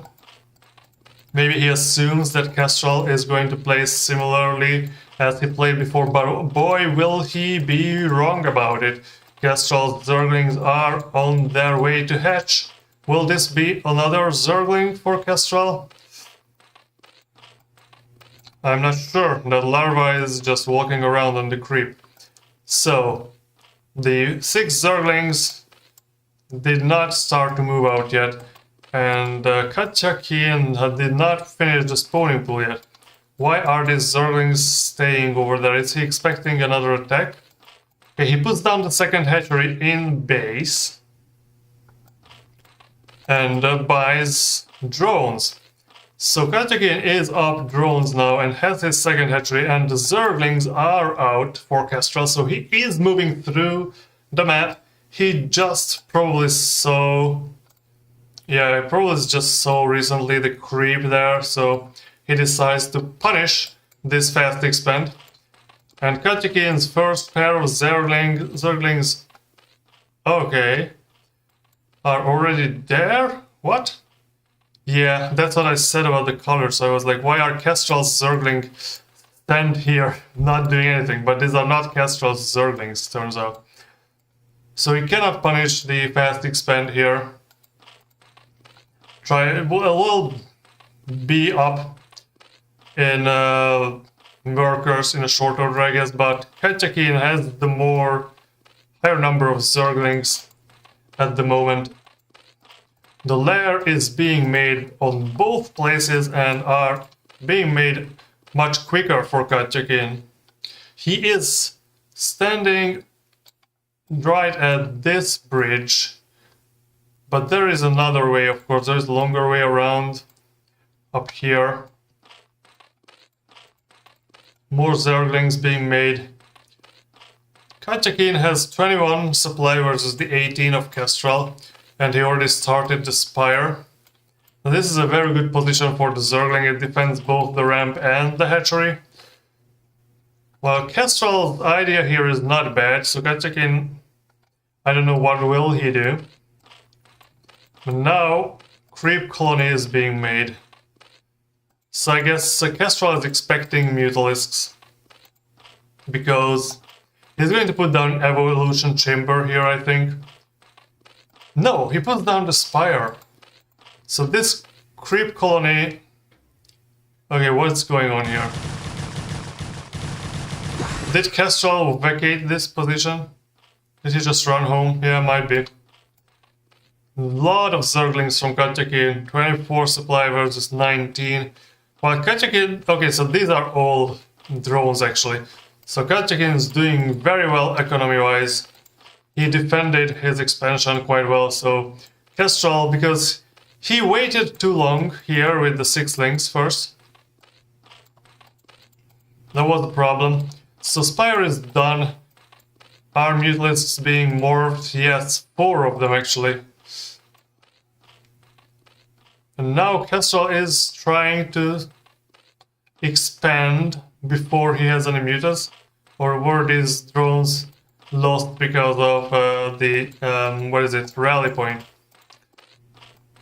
Mutalisks hatched and are on their way. They attack this Overlord first, which will give Khestral some rough times with respect to the supplies. He cannot buy his Overlords now. And he does not have Overlords. He needs to buy the Overlords. He cannot buy Mutalisks. And he does not have the Evolution Chamber. The Chamber of Evolution. And he spent a lot of his larva on Overlords. And he knows it's over. And it is indeed over. Very, very sadly, Katja lives up to the expectations. He has a very high record versus Zerg. So that's it. We have one last match there, which is Nice Micro versus Malacka. So we had Terran versus Terran. We had Zerg versus Zerg. We had Random versus Random. So there is going to be Protoss versus Protoss, starting on Vermeer. Focus, focus, yeah. My camera does not like to stay in focus. I don't know what's up with it. The autofocus is weird. Unless, of course, you say in the chat to focus. Oh, I usually turn off the sound for the time I am looking for the replays, so I can just talk instead. Last time I played music, but I figured out that even though it takes some time to find the replays, it does not take as long that I need to play music. So Malatka versus Nice Micro. So Malatka, it's his debut in the Nice Micro League. Nice Micro, who is me. I only have one play against Protoss from the previous Nice Micro Leagues, which I won, apparently. So let's see how this goes for Nice Micro and Malatka. One person's first appearance on Nice Micro League and one person who is organizing the Nice Micro League. Let's go. You got me like, oh, yeah, I think that we've all had enough. Sick of dealing with the old plan, they know that we're calling it bluff. Hey, oh, yeah, I think that we've all had enough. Sick of dealing with the old plan, they know that we're calling it bluff. You got me like, oh, yeah, I think that we've all had enough. Sick of dealing with the old plan, they know that we're calling it bluff.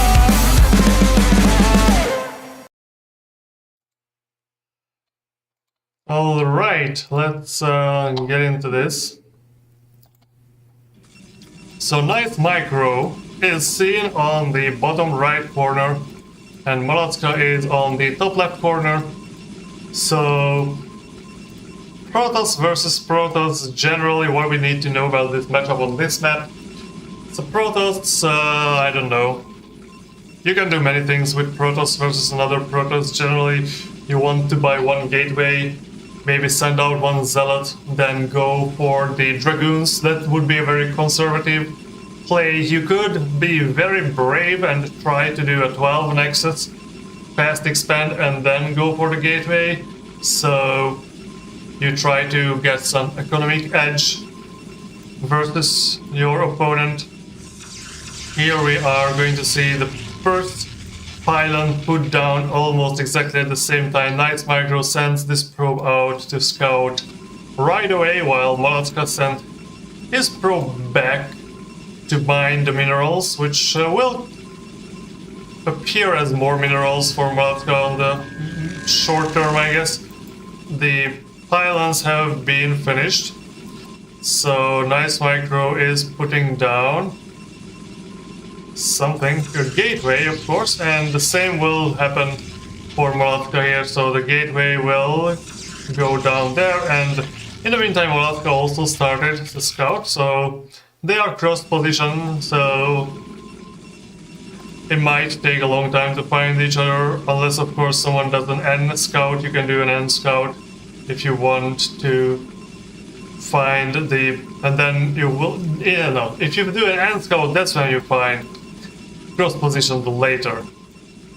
So Nice Micro went for the assimilator already, which is kind of what you do when you want to go for like the more conservative play. On the other hand, Malatka is going for 2 gateways. This is going to be a much more aggressive play. We've seen this a lot.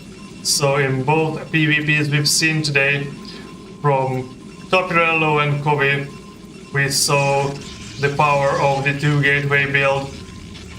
Of course, you get supply blocked here, so you need to build the new pylon. And the second gateway goes down for Nice Micro as he sees what is his opponent is up to over here. So we can see the 2 gateways, one zealot comes out. The probe scout is still in, going around. Malatka sees the 1 gateway and the zealot. What? So Nice Micro goes. Did the gateway get cancelled here? Did the gateway get cancelled, or am I crazy here? Cybernetics core is going down. Okay. This probe is just running around, doing the scout. Did I go crazy? I don't know. I will check the chat after the match. So, the scouting probe of Malatka is going back to the base, while the scouting probe of Nice Micro is being chased by this 1 zealot, and now 3 zealots. And Nice Micro decided to just station these two zealots on the ramp, standing on the ramp, and is going for the Citadel. Yeah, this is one thing you can do against a gateway rush. Well, it's not really a rush because there is no attack incoming yet, but Malatka puts down the third gateway. So he is definitely determined on doing his zealot rush here because he does not have an assimilator yet. Nice Micro's second gateway is being built, a forge is being built, and Templar Archives goes down as quick as possible. Malatka sends one probe out. And also builds more zealots. So there are now 6 zealots, but even those 6 zealots, they won't be able to break in versus these 4 zealots. So Nice Micro sends a probe out to... The forge is done. The Templar Archives is being done. So forge, I guess, is because it is also possible. So now that Nice Micro does not have a scout in, you can kind of guess that your opponent is also going Dark Templars. The DT are going down. One probe of Malatka is at the bottom left main base, and Nice Micro has a probe on the top right main base. Alright. So Malatka did not decide to move and put a Nexus down here. Neither did Nice Micro, so what the Nice Micro is supply blocked, so there is a little bit of delay for these Dark Templars. And a photon cannon was made here on the ramp in case Malatka would decide to attack. So Nice Micro does not know how many zealots Malatka has. But he saw there were a lot where, like, there was a serious production of zealots. So Malatka decides to put down the Nexus, which Nice Micro will see as these 4 zealots just move in without any regard for their own lives. I guess getting a scout in the base is more important than these 4 zealots, especially once you have the Dark Templars. I mean, now if Malatka would just attack, they probably could break through there after killing these 4 zealots. So there is no hidden tech in this base. The zealots are just running around wasting everyone's time. And 2 more zealots and a Dark Templar is moving out, while these 3 Dark Templars are somehow late to the party. Malatka starts an expansion down there, and Nice Micro starts his expansion on the bottom, or the top right rather. So Malatka is double expanding. Has no detection just yet, and spent his whole army chasing around these 4 zealots, who will be picked up just not yet, not even yet. So there are all these defensive zealots here, but the attacking zealots can wreak havoc, and these DTs can move in to disrupt mining. So the DTs started helping the zealots to take on the probes, but even though these zealots are already killing the probes quite efficiently. Of course, Malatka has a hidden base up down there, and building a forge right here, which seemingly Nice Micro does not care about. He's chasing around zealots instead. Okay, now the forge is being attacked. Will there be... Okay, so the zealots... Malatka is started a counter-attack here, which is kinda late, but it's going on. So, okay, so there is no forge anymore. And I guess Malatka managed to save some of his probes on the other side of the map. Here, Nice Micro is pulling back one Dragoon and started building gateways on the other side of the map. Puts down one more photon cannon. But this is a big army and there is not much to defend here. So Malatka decides to move up the ramp and starts destroying the photon cannons. Then attacking the Dragoons, but there is one Dark Templar that's not doing anything. There is one Dark Templar that's chasing the Zealots. There is a defensive photon cannon here against the corruptible DT rush, I guess. But the attack from Malatka has generally failed. These Zealots are picked up as they enter the ramp. There's one Dark Templar left here to destroy this nexus. There is no economic activity up here. Malatka is building the new forge. Nice Micro is not really... Okay, 6-7 probes here. These probes are just not mining anymore. They just gave up. They decided they fought in a war, so they not... Okay, there's a DT stuck here. Very nicely placed buildings. So I guess Nice Micro has no idea about this base.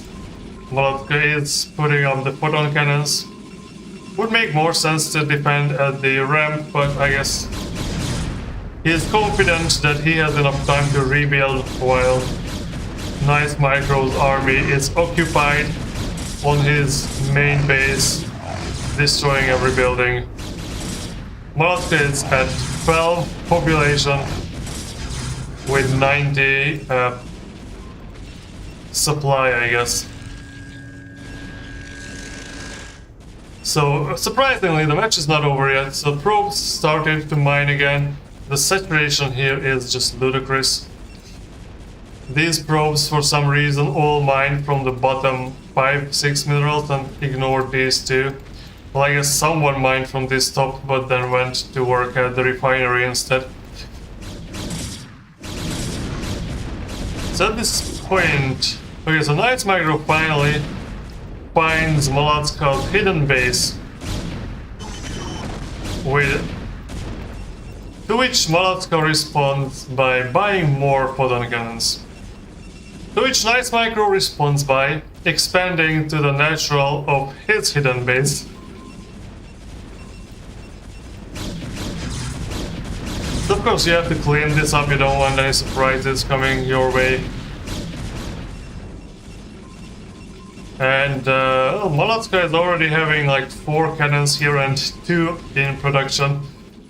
While this is not gonna be enough to destroy that, of course. So these DTs are doing a great job destroying buildings. This one has 11 kills, this one has 9 kills. So Nice Micro is expanding defensive cannons everywhere, except for here. Okay, so finally we started mining these 2 minerals. There is a little, very small army over there. While Malatka is having a serious amount of photon cannons being placed here. And finally, a gateway. Okay, so this is very important to be able to defend the ramp. Nice Micro will have to move up the ramp, and if you have a few photon cannons up here, that will be not good. And of course, Malatka's thought of photon cannons is more. He just wants more of them. So we are at a 3-base Protoss on 3, 4, 5 gateways, and the 6th being built against 1 base Protoss with 1 gateway and a bunch of photon cannons. So what is... Okay, Malatka decides to put down a 2nd gateway instead of 8th, no, there is 8 photon, it's a 9th photon cannon. This zealot goes down, hits this zealot a bit, then decides to run away when 2 dragoons start to chase him, and then the dragoons decide to turn back. Nice Micro moving more units over here. And has stargates and building the fleet beacon, so carrier tech one more time in this series. Or in this, not series, in this round, I guess. Second gateway of Malatka finishes. And the photon cannon finally at the ramp. So 9 photon cannons right now. 33 population against 133 population.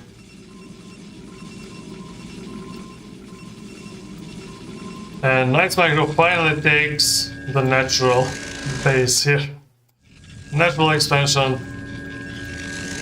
So I don't know, maybe Malatka was thinking at this point of the game, or like not just at this point, but before, when he did not GG, that maybe he thought Nice Micro is only one base, the economy there is not great, maybe that was his thought process. He didn't know about the hidden base. One more starport or stargate goes up over there. Malatka is building an obscene amount of cannons at the ramp. Starts the cybernetics core at population 38, 15 minutes into the game. So, of course, going up the ramp and fighting is not easy. And it's not like so. A Night Micro has 0 scouting of this area, so I guess the only thing he knows is that something's up there, and doesn't exactly know what is up there. So maybe, you can be kind of worried that if you go up and waste all your units fighting these photon cannons, there will be a counterattack that might cause damage, but even at this point, I mean, going up would probably be manageable. I mean, there are as many dragoons as many photon cannons here.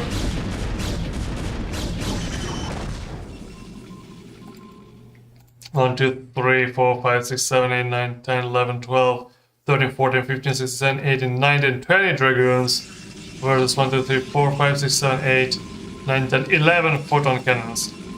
So basically Knights Micro should be able to win this just by this army, but it looks like there are carriers incoming and more carriers in production, while these gateways are just... Yeah, okay, so they started producing finally. So carriers... Yeah, these are not hold positioned.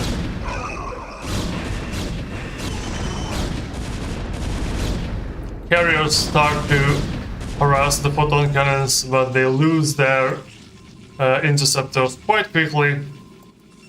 More carriers will be needed, thinks Night Micro, while he literally has enough army to destroy this base.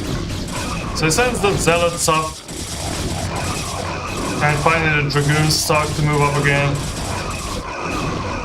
But these 2 dragoons decide to just block everyone else from going up, while this carrier just stands there with no interceptors, being harassed by 1 single dragoon.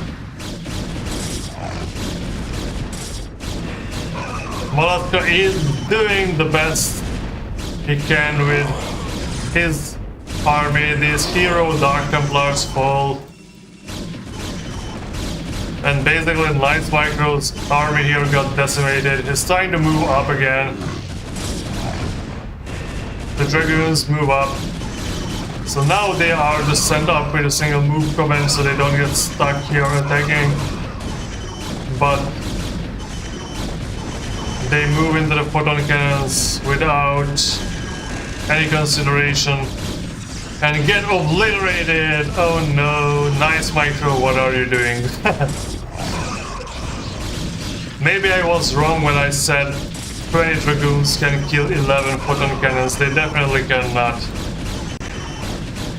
I mean, this might be the thing that you call nice micro. When you micro your units so well that they actually do worse than they would by themselves. So one probe star tried to sneak out, didn't manage to. The zealots are coming in. And, well, this is counter carrier strategy.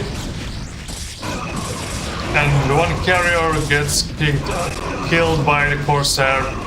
So Molatska is building Corsairs. He has 4 gateways now.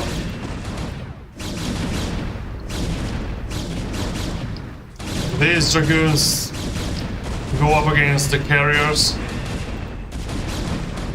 And it takes ages for these carriers to destroy the dragoons. Well, this carrier just walked into the firing distance of this photon cannon.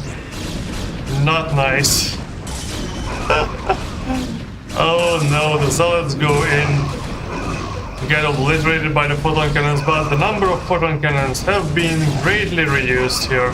So the next small batch of units come in here, manage to destroy 1 photon cannon over there. New photon cannons are being built. Dragoons are dying. Interceptors need to be replenished constantly. These carriers are low on health and being absolutely owned by the Corsairs. They need to run away. This was an unsuccessful attempt at a siege. And this carrier, this health is being reduced like literally one by one by this Corsair. It has 5 damage. The carriers have... what is the carrier's status here? I don't know because they are buying interceptors all the time. And now Molatska is trying to sneak out a few dragoons. But these zealots, the speed zealots, they absolutely obliterate the dragoons here. They couldn't even manage to kill one of the zealots. The zealots just walk into the firing range of the photon cannons and get killed. How the hell did this probe get up there? That's a question I would like to see the answer to. More zealots come in. And, well, I guess they start picking off these photon cannons. And now there is a large amount of carriers here. And Molatska is back at his main base and his natural again. Nice Micro has 3 units here, which I don't know. What are they defending against? Nice Micro went up to 6 gateways here and, well, I guess 3 here. 9 gateways in total. Main mined out. Okay, these are not mined out at all, so natural, of course not mined out, that's the later base. So maybe Molatska can win this by just defending against these incoming waves and waves of unsuccessful Zealot and Dragoon attacks, but no. This time the carriers actually become useful, and even though the Zealots and Dragoons are all dead, well, not all of them, because there's 1 Zealot here and 1 Zealot here. Now the probes come out. What are they trying to do? They're trying to flee somewhere. Or are they coming out to fight? Of course, they're trying to flee to the other base. This base is almost 100% mined out. And well, 1 probe actually manages to get out, but then picked up by the Zealot over there. Okay, so Nice Micro finally found this base using these units over here. How is there a cannon being made here? Oh, probably the island was destroyed already. So this can warp in and be unpowered or by the beginning, and now this base is also code. So I guess if you have enough carriers, they can solve your problem.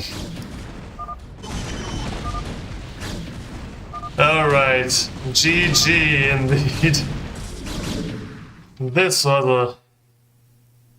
This was one game that was won by Nice Micro on Vermeer. So let's take a look at what the experts in the comment section are saying. So, misremembering your own build. I missed it too, by the way. The game is still going. Yeah, the game was going much longer than it was supposed to go, but I guess... River, am I a joke to you? Yeah, there were 0 rivers produced in this game, even though that would have probably solved my problem.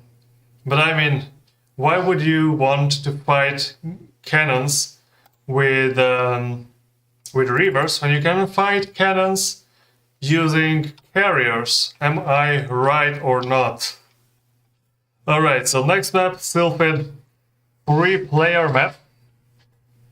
And we will go and let's see if Balatska can equalize the score in the next game on Nice Micro League. Let's go!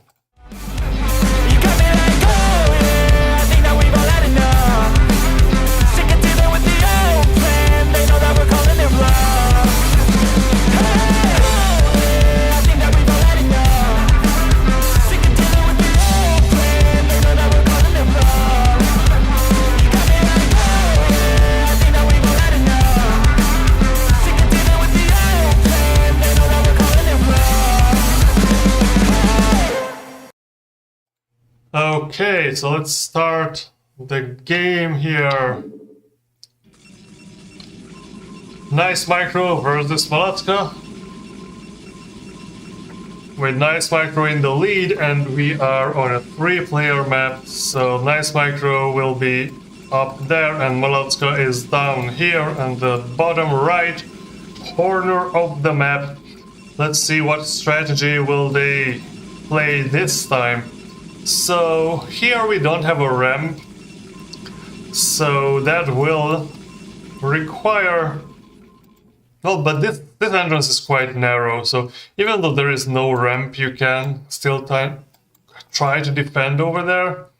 Nice Micro is sending out very early... No, Balatska is sending out a very early probe here. Nice Micro is building a pylon. Is this going to be a proxy or an early scout? Well, not a proxy, there is a pylon already in the base. So Nice Micro is going to scout now. And Balatska is going in the wrong direction, he will find nothing here. While Nice Micro is scouting in the right direction, so he will find his opponent first. Of course, the first gateway will go down here. And why does Nice Micro not have enough money for a gateway yet? That is interesting. Maybe he missed to build a probe in the beginning somewhere? Anyways, gateway will go down soon. Nice Micro find his opponent. And goes around. There is still no gateway. Oh! No gateway! Oh no, this is going to be 12 Nexus, does it? Is it going to be? Is it? Isn't it? It is a 12 Nexus. One of the builds in StarCraft, I guess. But if your opponent is building one gateway and the forge, then I guess a 12 Nexus is an appropriate counter to that. I mean, you are not expecting any early aggression. This probe is being chased off. The gateway is being produced. First zealot is almost done for Balatska. Nice Micro is keeping this probe alive. Molotska is... His probe is also still alive.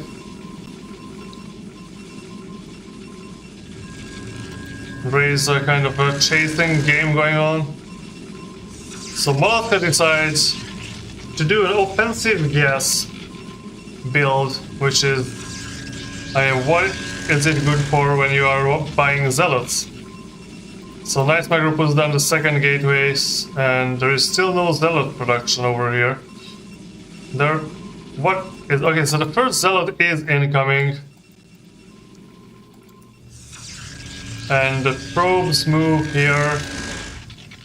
I guess this probe transfer, why did they come down here before moving up there?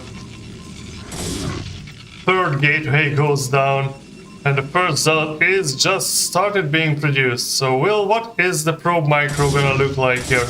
Okay. It's not bad at the time for now. The zealot is very confused, but kills one probe. Killing one probe is already good enough for one zealot. Okay, but it kills two, so it already paid back its full price. And also 3 probes. This zealot is the way it worth its weight in gold, but the first zealot from Nice Micro comes out, and the thing is, Nice Micro can produce probes from 2 nexuses. I guess if he had enough money to buy probes. This zealot barely survives this fight, and another zealot is coming in from the enemy, but a new fresh zealot has been produced, but this one is being sent to fight the assimilator. So that's a problem, because now this zealot killed 1 zealot and 1 probe. But decides not to kill another probe, but gets scared away by 1 more zealot. So what is going on in Molotka's base? He also goes up to 3 gateways, but he has a photon cannon. So I guess he was afraid of the DT, but this is very early to be afraid of the DT. The Dark Templar does not come knocking this early. And even though Nice Micro went for the 12 Nexus, only has 2 probe advantage here. There is... Okay, so luckily 2 of the 4 incoming zealots get like absolutely baited by this 1 probe for quite a while, so they will have to wait until their friends come up. So finally that assimilator is gone. So Nice Micro will have a few more zealots defending here by the time this attacking force comes up, especially because this attacking force decides to not go up at all. Defensive cannons are being made, and an expansion. Okay, so now finally Nice Micro has a straight up probe advantage, but now the zealots are started to do some damage. The probes come up to help, which was very good. So Nice Micro defends and has, I guess that is already a forge here, so photon cannons being made. So I guess Nice Micro is also worried about the Dark Templar, the possibility of the Dark Templar. Now with both players on 2 bases, but Nice Micro with more probes mining, and well, it's almost, yeah, the difference is almost only probes. So 3 zealots go down, but there are already 3 zealots here. There is no upgrades yet on either side, I guess. I didn't see any upgrades coming in. Yeah, no upgrades, so 3 versus... Oh, 4 zealots now on the defense here. So Nice Micro will... What will he do? Okay, you can definitely get a few of the probes, and that will... Because the defending zealots did not come in time. So 2 probes are down. That's some economic damage over there. The zealots decide to run away, because like 3 versus 5, that would not be good. Sneaking out another probe. Seeing out a probe another time by Nice Micro, I guess. The defensive cannons are up. and attacking for something else. Robotics facility. Here, on the other side, just more photon cannons. So Molotka is not attacking more, but he is using the photon cannons as static defense against any incoming threats. But not producing enough, I guess. So you have 3 gateways with 50 or 25 probes, and most of those 25 probes are incidentally here. He did not do any transfer of probes. Now Night Micro has dragoons, though, and Molotka is only building them. And Night Micro is up on 4 gateways and building a citadel of Adun. And the robotics support bay, and the first shuttle is being produced. The Molotka is producing probes on both nexuses and is slowly picking up speed. But the probe transfer, yeah, it's finally a probe transfer is being done. So very small contingent of our army, I guess. Nice micro with very nice building placements. What is this? Okay, so these dragoons have to go around to get out. And they're just checking whether there is a third base or not, while Nice micro puts down the third base. Molotka does not have that, but probe count is up. And the robotics support bay is finished. Reaver damage is being upgraded while Reaver is being produced. There is no gas mining from here, but Molotka does not need more gas, I guess. Okay, so he tries to move up here and gets phased off with Nice Micro's army, so he pulls back in the cover of these photon cannons. The observatory has been made and no observers came out yet, but we have a lot of photon cannons defending against drops, I guess, and DT drops especially.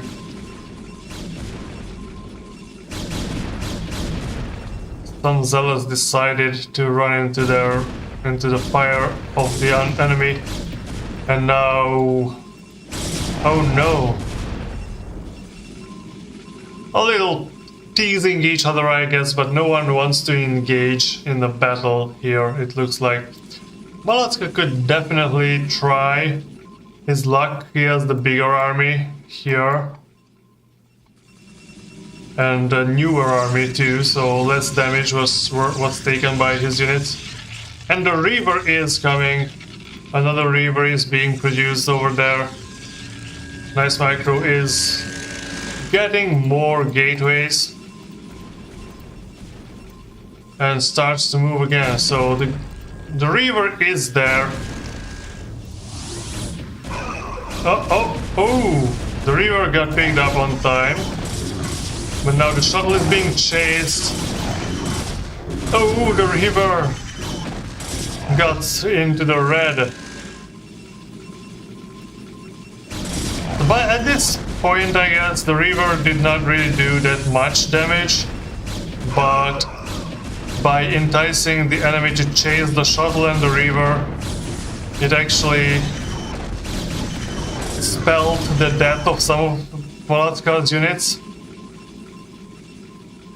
But now the Reaver got finally killed in this battle. So another Reaver being produced. More shuttles and Reavers coming out. Nice Micro has 1-1, so 1 on the attack, 1 on the armor. While for Molotka we have no upgrades. And he is also making a support bay. And just going up for the 4th gateway.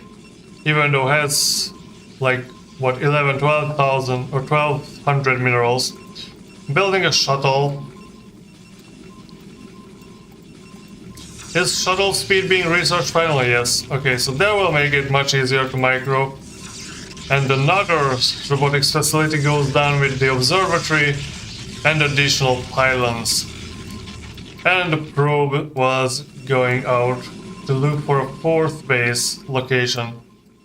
So more army is moving out. And the third base is mining minerals, decent amount. More gateways for nice micro in the back. Dragoons are still forced to run around. The Templar archives have been done. On this side, more photon cannons being morphed in. While this Dragoon goes out to harass the enemy a bit. There is no river being made yet on Malotska's side. But DTs are coming. The observer sees the movement of the troops over there. And observers are being produced for nice micro. I guess the river, yeah, the shuttle just flew out here. Speed shuttle. Much speed and 2 rivers. Rivers are pegged out. Scarabs go boom. Scarabs go boom, and the river gets picked up right on time. But it took already some hull damage, and the DTs are here. There is a shield battery. So the Reavers come out and get picked up. One of them gets picked up by the DTs. All the other units are just chased around. The observer is too far away. The observer is nowhere to be seen. The Reavers or the one remaining Reaver rather, starts spending scarabs here on buildings, while there are no more scarabs remaining. Finally, we got in observer range. The DT got into the range of the observer and get picked up, but the observers do not move. So the DTs are chasing around these units while these units are fighting. The Reaver is out of scarabs and gets picked up. There is Zealots don't fight shuttle. So nice micro going for the Nexus here. DT. This is going to be a DT drop. Okay, the shuttle comes back over on this side. Finally, the observers move up.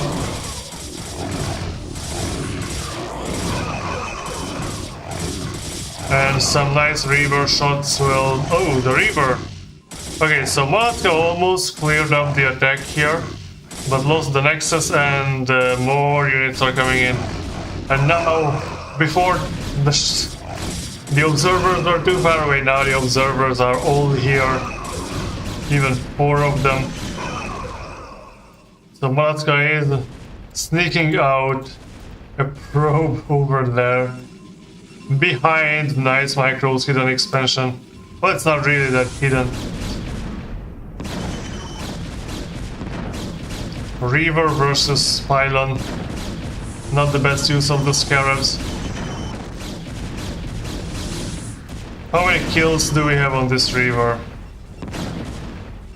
9. Oh, that's nice. 10.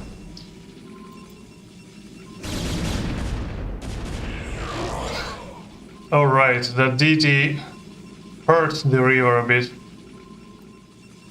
So will Nice Micro figure out in time that Malatka is preparing for some tricks here?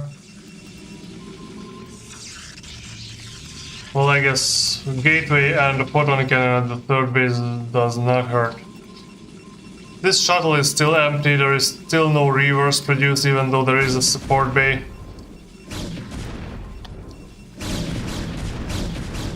But the Dragoons start to move in and of course block the entrance, and the Reaver is very far from the shuttle.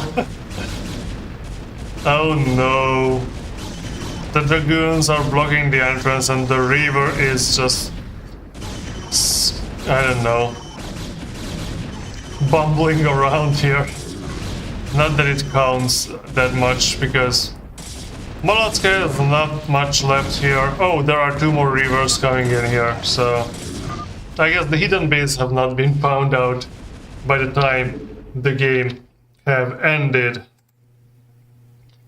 So there was another game, I guess. Nice Micro's Macro Machine. Impressed by the pace Malatka is picking up the game. Nice save on the river in the initial fight. Yeah, thank you. Okay, nice time for the probe transfer. I actually did not remember my own build in that case. I forgot even that I did what I did here, which was the 12 Nexus. So, we have all the games are done. We had quite a few 2-0s, but we had a few 2-1s. So, once commenting on his own game, insert Spider-Man pointing at Spider-Man meme. Yeah, true that.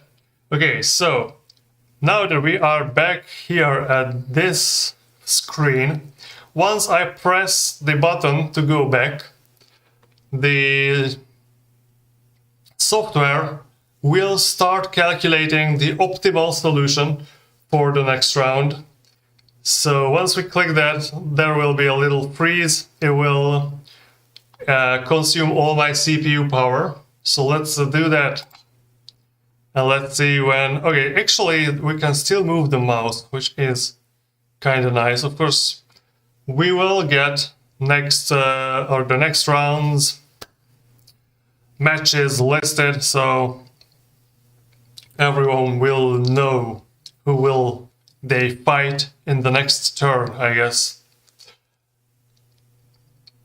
So the thing is, these 6 players, so Mate, Gumbi, Katja, Kean, Khestral, Papamatsi, and Ray Jimnor, they get 3 extra points for their previous achievements, and for the next round that will be counted for their position. Lights Micro, Zorro, and Monster Truck, they got 1-1 each. That will still be counted as points. So, for example, Kumbi will have 3 points, just like Nice Micro, because 0 plus 3 and 2 plus 1. And I guess that is what we have to take into account. Tapirello will have 2, so Kovi and... Okay, so Monster Truck will have 2 points based on this calculation. Kovi will have 1. Hentes, Molotska, and... okay, it's done.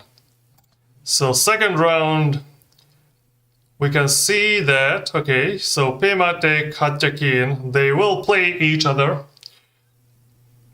That's 6 points or 5 points for both. Papamati will play Zorro. Whoa, that's a 2-point difference that have been found here, but I guess Khestral and Nice Micro, that's 3-3, Monster Truck and Tapirello, that's 2-2. Geresz and Krauts Alers, that's 2-2. Hentes and the Kovi, that's 1-0. Kumbi and Ray Jimnor are 3-3. So this is the only place where we have like a difference in points, and this. So I guess this was found to be the optimal solution here. Very interesting. I am very much interested. So Map Pool, Aztec, Jade, Persona, Chain Reaction, and Polaris Rhapsody. So of course, some of these maps are vetoed by some of the players.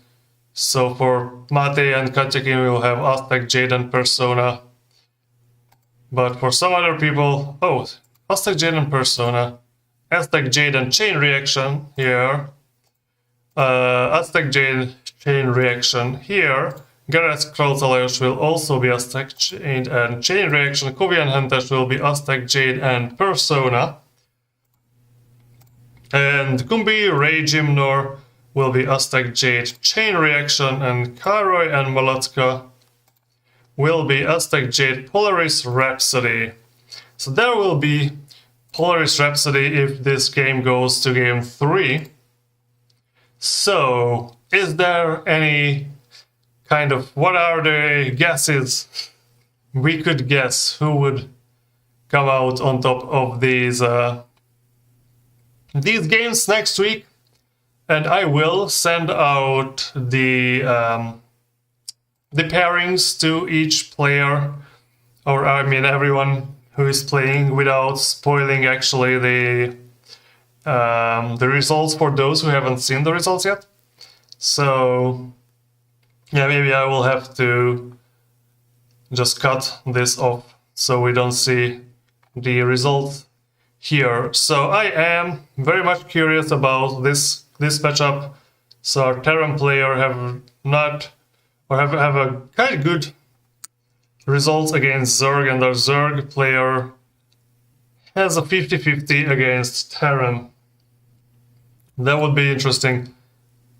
I'm of course very much curious how I will do against someone who has 400 APM. Okay, yeah, that will be interesting. Kumbi and Ray Gymnor, that will be also something. I will be curious. So everybody, thank you for watching, and it's my pleasure to organize the tournament and do the streaming. So hope to see you guys. Maybe it will take again 2 weeks for everyone to play, and then the next stream will of course come out whenever I get 4 replays received. So I guess this is the end of the show.